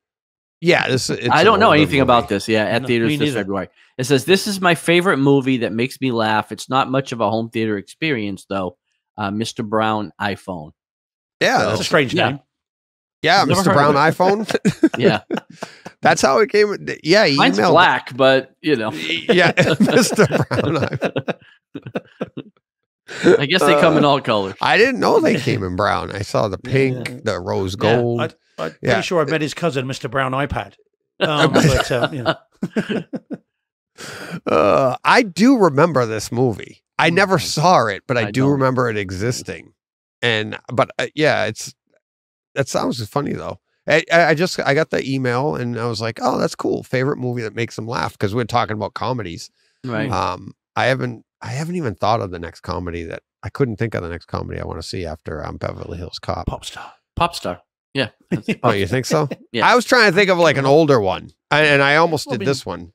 That's from 2013, so it's fairly old. Yeah. What's that? Popstar? Yeah. Was 2013? I think. No, I meant like my youths. My youth. Yeah. Get back to my youth. So, all right. This one from Gurinder. Just watched Kudo and the Two Strings with my youngest. We really enjoyed it. I think he means Kubo. Kubo and the Two Strings. Okay. Yeah. That's just a typo. Yeah, it's Kubo and the Two Strings. It's an animated sort of stop motion type. Leica, is it? What's the name of the studio? So yeah, it's a sort of stop motion animation. It's on Netflix. Yeah, it's good. Yeah, it's really well done. Cool. And we have, you want to take this one from Theo, Steve? Yes, right. It's 2016. Sorry, I was just checking. Popstars 2016. I hate it when I listen back and it's wrong. It annoys me. So I always have to check. That's why I've got IMDb right here. IMDb. Right. So, okay. So this is Theo M. And this was the comment from the Raging Fire YouTube video. And it says, love the show. I like this one.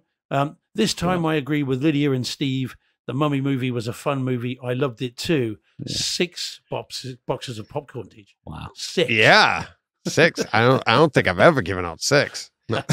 It is a fun movie. You know, I know you guys, I'm surprised at you guys and a little disappointed. But it's DJ liked it, right? No, I was the only one that didn't like it. Oh, no, you didn't like it either? Okay. No. This is the, you know, John, usually you and I are on absolutely. Usually, yeah. I don't know why. I just don't like it. Yeah. No, I did not like it. Nothing else. And I like everybody in it. You know, I mean, I love Brendan Fraser, you know. I don't know. I'm probably going to pick up the box set, like I said, because because Lydia likes it a lot. So, and I'll end up watching it again. So we'll see. But I've seen it a number of times. It's not like I just saw it once. It's got a DTSX track. And, you know, all the opening stuff, you've got all the swooping things and all the various plagues that the mummy visits upon Egypt. And there's a bit with meteors, you know, coming to Earth and all that kind of stuff as well. All that goes all over the room and, you know, it sounds great. So if nothing else, it should be a decent home theater experience. Right. I just happen to think it's a classic movie as well. Yeah. We have a couple of comments here in the chat that I thought were really interesting. Going back to our earlier comment about, you know, knowledge and how there's so much out there. And Steve Att starts with it. He says the universe of HT is so much larger than it was 20 years ago. And then Zombie Russ 5 follows it up with the knowledge gap is pretty extreme when you first start the home theater journey. And I thought that was I think they're both interesting comments because it's funny. I don't think the universe is any bigger than it ever was. And I don't think the knowledge gap is any different than anything else that you take on that's complicated. I mean, when you get into something, you think it's like going to be simple. Like when John and I sat down and decided to start podcasting, we're like, I just record it and do it, right? No, there's a lot to it. And as you get into it, you realize, oh, wow, look. And as you keep going, you're like, oh, I'm at the top. Nope. Next rung. And that's when you realize how big it is. But and that's why I think the like home theater universe, it's just as big as it was when John and I started. The difference we have now, more options, better technology. Not even. No. I would say, I think we're going to say the same thing, John. Then it's not more options. It's more attainable because everything that we're having now, like the large screen, a projection system, you could have that in 1988, but it was going to cost you a couple $100,000. But now you can get that in your room in a better quality than an 88 too. But you're going to get that. You're going to get a nice big screen, and you can do that for everything for under like $2,000 if you really wanted to cheap. You know, get a decent projector, 1080p. You can paint your walls, which I've seen people do. I mean, there's ways to do it, and I think that's the difficult part. Is like when John and I were starting. It wasn't even an option. We knew it was there, and it was like you could see all of this stuff, and you read it in the magazines, and you were like, "Well, I could never have that." But now I think people think, "Well, it's just so much bigger because it's like right there, right at the edge of your fingertips." But everything's pretty much the same. You know, the media has changed. The physical versions have evolved, but it's not any different. Right? Whether you have a disc now or we had VHS or we did have laser discs in the 80s, the discs have all changed, but nothing. And I think it's been simplified more. No, because I think like bass, I heard a conversation the other day about, you know, SVS and subwoofers and how they took over for Velodyne and all of that stuff. The knowledge that people have learned on how bass works has been put into the products, And now we in turn are learning that stuff. So we have better bass response in our rooms that we could never have before. That, again, you had to pay crazy money for those subwoofers, but they were there. All of that stuff was there, right, guys? Yeah, for the most part. I mean, you didn't have like Dolby. You didn't have some of the sound codecs that we have now. That's evolution, though. Yeah. Right. But I mean, you still could do a surround sound type of thing back then, too. It just, wasn't object based like it is now. I think it might have been a bit different here. I mean, Paul in the chat, obviously, as a guy that is over here as well. I think when I started out, which was in the mid 90s, I suppose, for surround sound and everything else, there was not the availability here. You just didn't have the stuff here. It was very, very, very, I mean, it's niche now, but it was very, very, very, very niche then. And the availability of manufacturers and the availability of the equipment was limited. And, if you had a Dolby Pro Logic 2 receiver and 2 surround speakers that looked like, little tiny little tinny garden speakers, that you were going, that was the top of the top. Whereas it seems now the availability of everything just seems much bigger. And of course, some of that will come with the advert. It's the internet. And yeah, exactly that. And so some of that will come with that and the availability then of sourcing stuff if you want to from all over the world. But back then it did seem much, much smaller. The brands were not as ubiquitous. There were fewer brands. It seemed, TVs, Sony, Panasonic, that seemed kind of what it was. And then, your receivers were very RCA, well. Zenith. There were just as many. There were lots of them. And like Steve has, I think there are more choices for most of the media, hardware, speakers, cables, codecs. Since it's more obtainable, now you need to learn about them. Again, I would say that it's like, if you were dealing with it, experiencing it at the time, we had all those, right? And it's like Laserdisc offered codecs that you can't get on VHS. And it was like when AC3 first came out, it's like you needed to have, AC3 was the first version, discrete surround sound, each channel. And you need to have the right Laserdisc player. Your current Laserdisc player might not have had the correct output for it. You needed to have the right disc for it. You needed, everything, your receiver, everything in line had to have all that. But then you had people with the VCRs and the hi-fi VCR version or regular 2-head VCR. So all of those choices were there. All of those levels were there, just like they are today. They were different pieces, different ideas, and the same idea, like different codecs have evolved. And it's like, and then the cables, and like you said, like the internet offers us more choices, but we got all of our choices through the magazines. But because of the internet, we are now learning better. You don't need to spend crazy money on, all of our knowledge came from ads, right? And you were like, oh, spend all the money. If you spend more, it's got to be better, right? And we were buying $100 cables, $200 cables that you were like, all right, I got my 6-foot, $200 speaker cable. This is going to sound great. No. And it did, because we swore it did. Right. Yeah. But you know what I mean? It's like, I think there's a lot less ignorance now. There's a lot more opportunity for you to learn because of podcasts, because of, internet and stuff. But I think you can get inundated a lot quicker, because just as fast as you can type on Google, you can get more information. Whereas we were trying to flip pages in magazines, like, what can we learn next? And then you had to wait a month till the magazine came out again. So, all right, let's get to another question. How are we doing on time here? Oh, we're doing well. 15 minutes or so. Yeah. We did this one already. We'll go on to this one. This is Greg again. Greg, the awesome ninja. That is also my son-in-law. Who wants to grab that?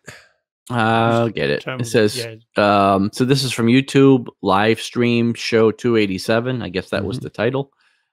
Question of audio or video. I lean towards audio because I went 18 years without glasses and never realized I couldn't see. So also slowly appreciating video more recently. Well, I mean, you don't I don't know how he was an awesome ninja if he couldn't see anything, but you've seen Bloodsport. You can yeah, do that's this with true. just a You don't blindfold. You know, don't have to, it's all that's good. right.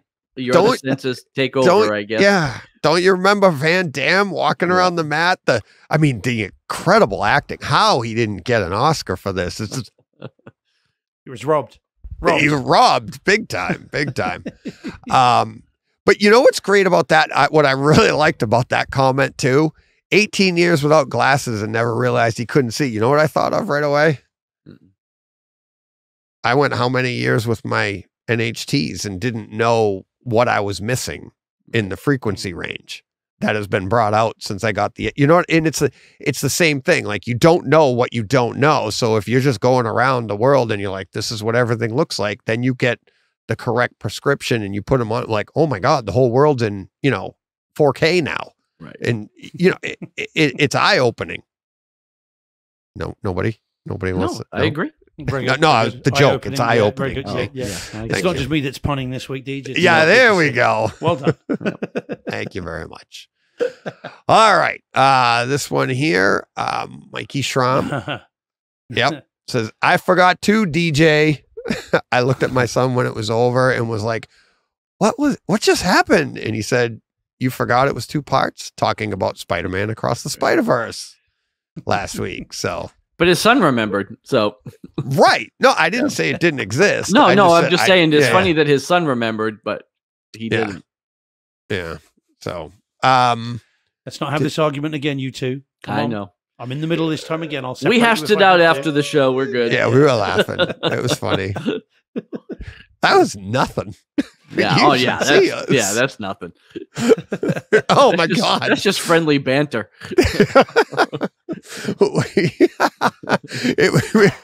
There's a reason it took us a couple of years to go live. Yeah.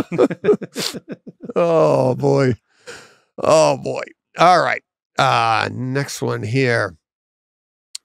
Listen, Steve, why don't you read this one? Yep. Okay. This one is in several chapters and comes with appendices and footnotes. Footnotes. Yeah, this will be a good conversation if we have to. We might end on this one.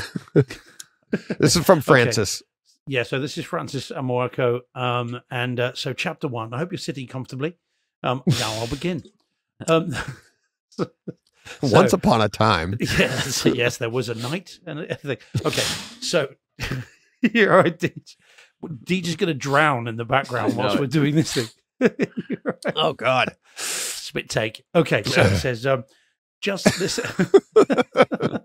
A visual joke for those that are watching. Yeah. Okay, so just listen to your podcast with Danny Speakers.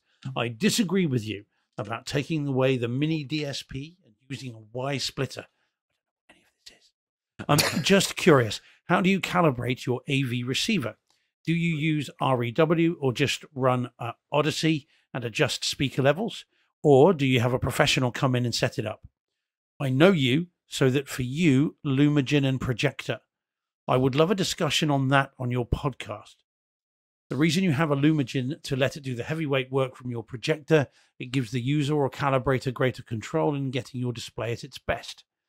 The processor in the Lumagen is far superior, the same for a mini DSP for sound. It gives you much more control in getting the best sound possible. You can even set presets for 2-channel or home cinema or calibrate it differently to suit your needs. What do you think?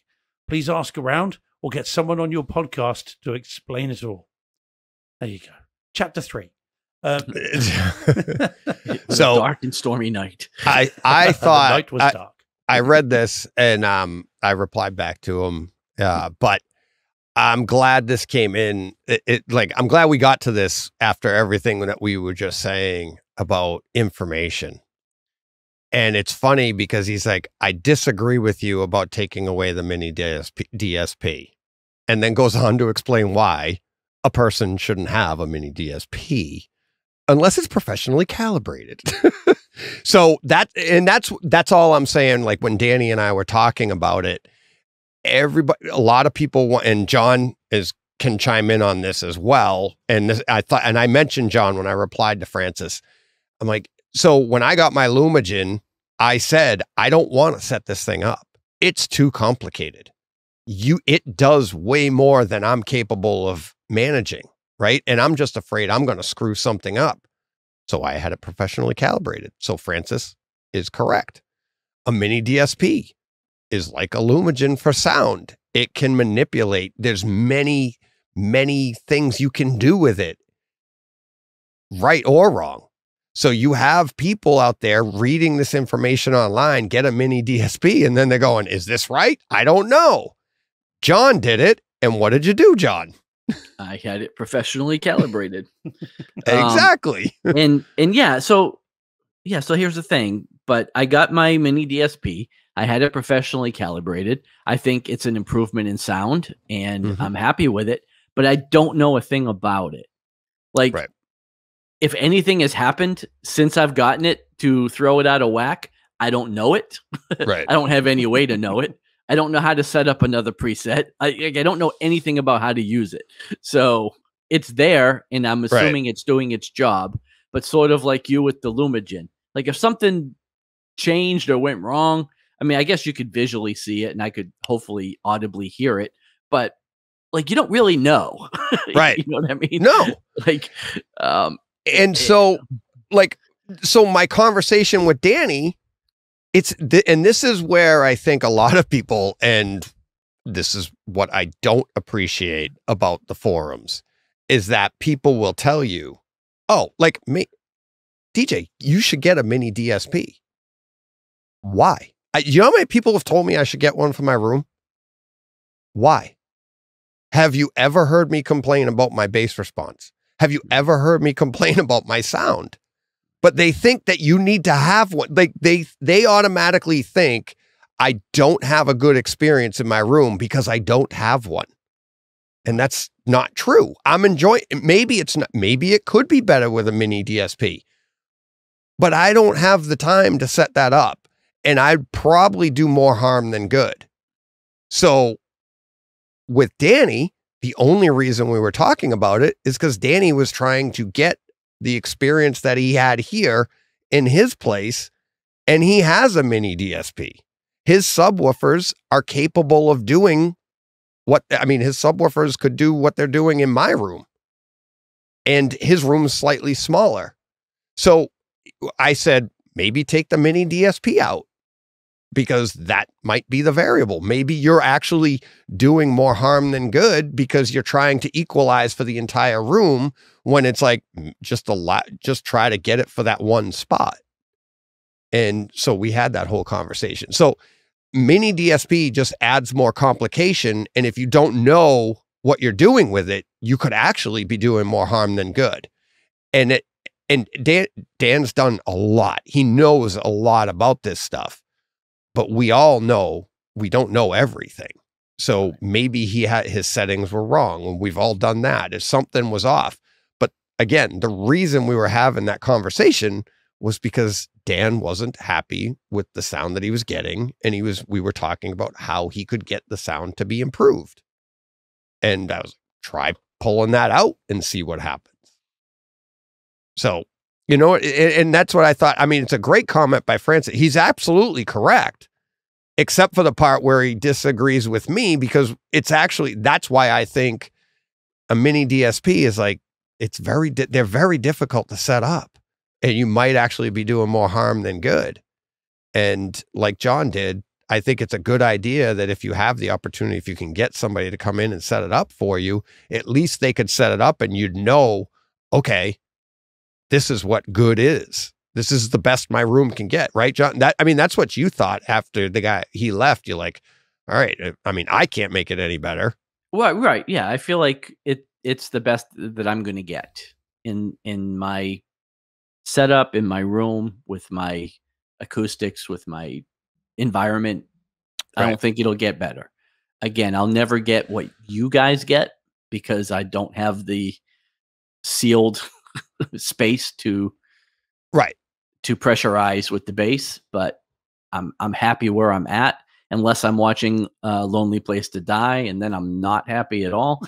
But otherwise, but again, like you said, I paid somebody to come in and do it. It sounds better. I'm happy, but I still don't know if it's right. You know what I mean? Like, you never know. Like, how can right, you really but where would you know? go from here? Well, right. Well, you would just have to get somebody else to do it and see if it was any different. But, right. You know, at some point you just have to succumb right. You just have to trust that you paid somebody that knows what they're doing, and you just have to trust that they did it correctly. Same thing. Like, you could have a different calibrator come in and your video could look completely different if somebody else came in and did it. You would hope not, because they should use standardized measuring tools. Right. But not everybody's as skilled with what they do as somebody else. So, right. And getting back to like what Steve said earlier, get somebody you trust. Right. Listen, but the only way to get somebody you trust, especially in this day and age, because it's so easy to get a hold of a wide array of people, right, is that it's through time and like having their information actually pay off, right, and play out over and over and be like, oh, okay, I see that, they're pretty accurate, Right. Steve's been awfully quiet, and I think you actually have a great view on this, because you had your entire room done. And I mean, for all you know, you might have a mini DSP in there. But I'm getting very conscious about my mini DSP. Can we not talk about? Oh, sorry, that's not what we're talking about. Yeah, I mean, yes, it was all installed, and I had stipulated to the installers beforehand that I wanted it not just put in and left. I wanted it, other than the video, which I wanted this particular guy to come in and do it, who I knew was very good. I had stipulated I wanted the audio calibrated properly by a professional sound engineer that knew what they were doing, and I watched them do it just to make sure. Yeah. So this is what I talk about, that the first experience of Cinema George, I heard it before I could see it, because I remember sitting in my lounge and I could feel the bass, and I'm thinking, what on earth was that? And I went in, and that's when King Arthur was showing, and it was like, much excitement was had. Yeah. So and that's the first time I'd experienced two subs working together in a small environment, and the room was rocking. It was great. So yes, I agree. But I've got a perspective on exactly what you've just been talking about from this week, because your infamous Dark Side DJ video. Oh on in the green room where someone decides to offer an opinion on what they think you should have when a critique. Yes, indeed. When it is not solicited, it's unsolicited. Right, unsolicited critiques, which are complaints. Well, indeed. And I had one this week on Twitter where someone decided that they would tell me that I needed new subwoofers because of a new film that came out, John Wick 4, for no reason. I mean, they just came out with it, which I did not appreciate very much, and tweeted as much, and blocked the person responsible, as I am wont to do.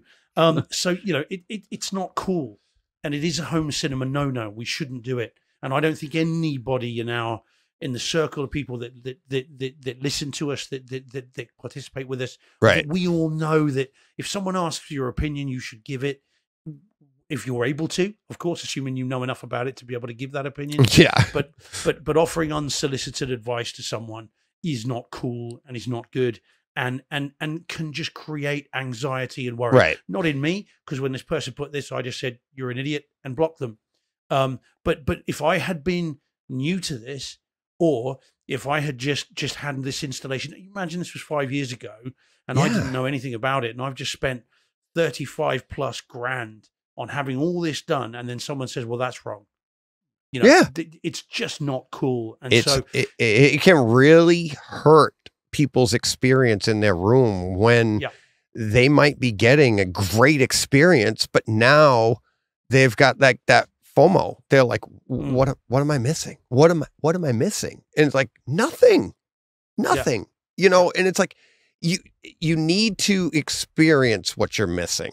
Don't let somebody tell you what you're missing. Like, oh, you need new subwoofers. How do you know? What are you going to get? What am I going to get with those new subwoofers out of this movie that I'm not already getting?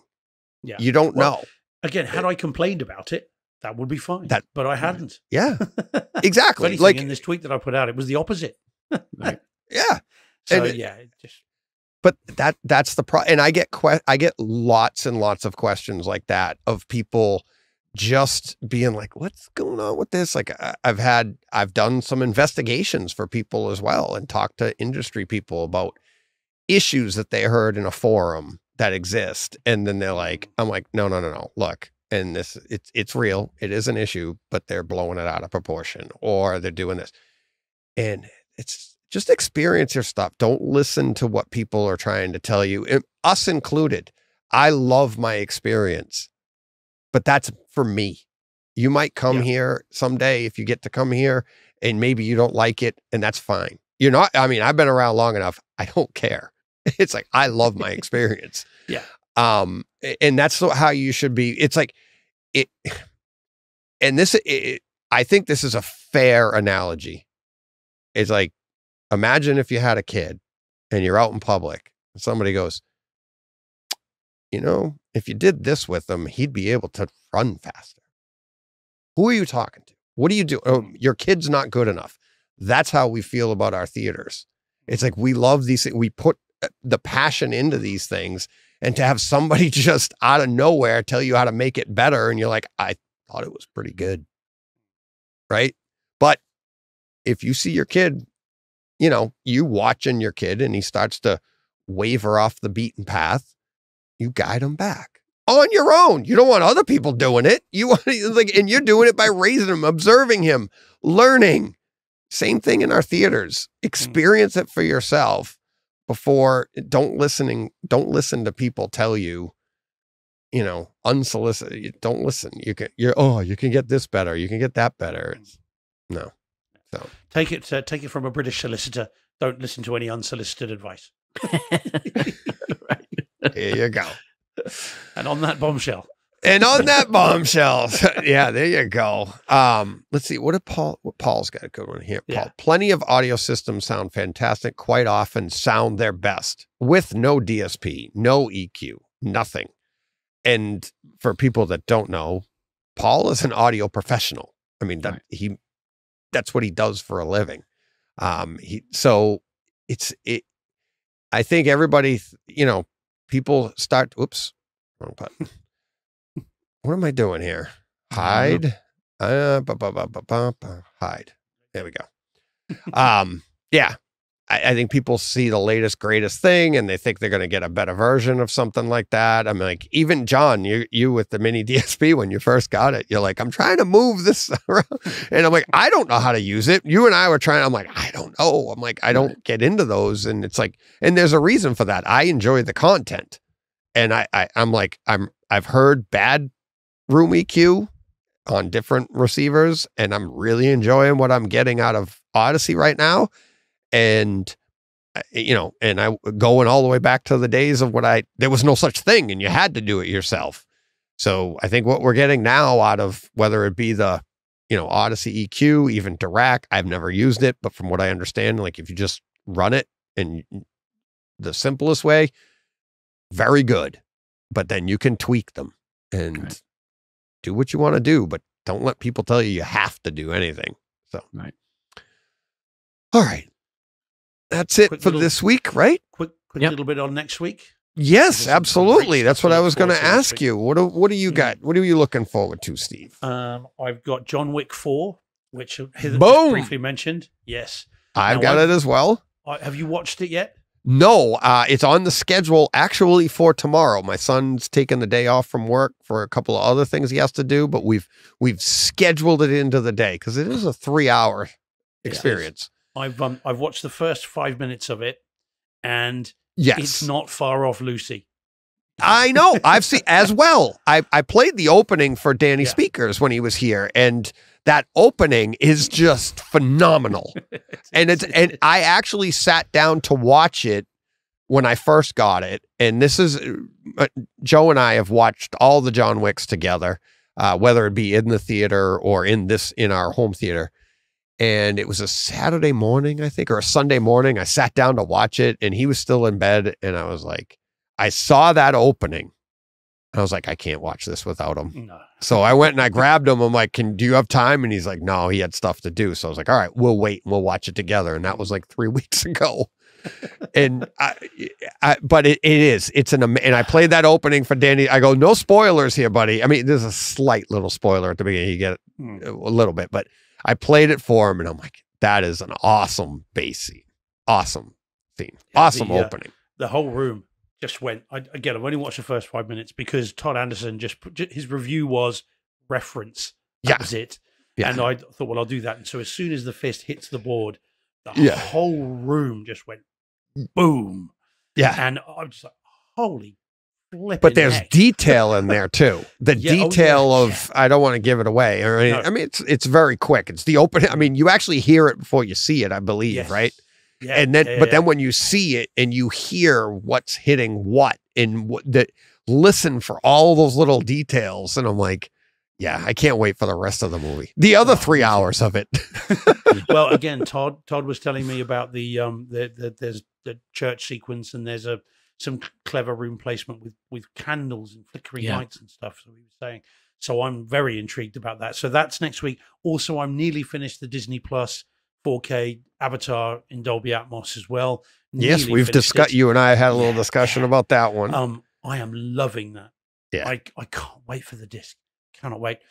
So that's really fun. And Viewing Buddies have been having an absolutely amazing time with it, and critiquing it just like us, which is very funny. And I'll tell you more about that next week as well. It's very, very cool. Cool. So it's great. So that's coming up next week. Yeah, I mean, those are enough as it is.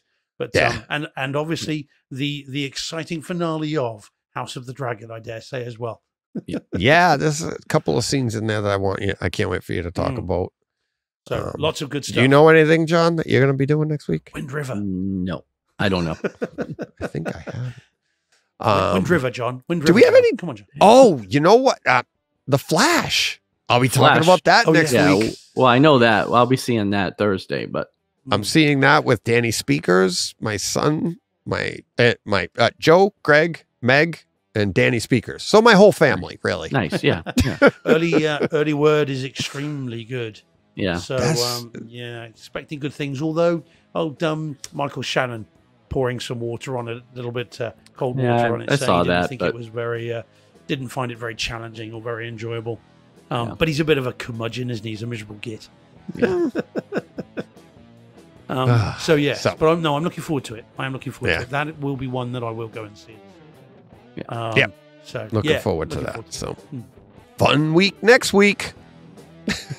Should be. So, all right. That'll do it for this week. Thank you to everybody in the streams. Streams, plural. And we'll be back next Tuesday, 5 p.m. Eastern time. So adjust accordingly. Wherever you are in the world. Wherever you are. Yeah. Thanks, everybody. What are you going to do? Go push play. What he said.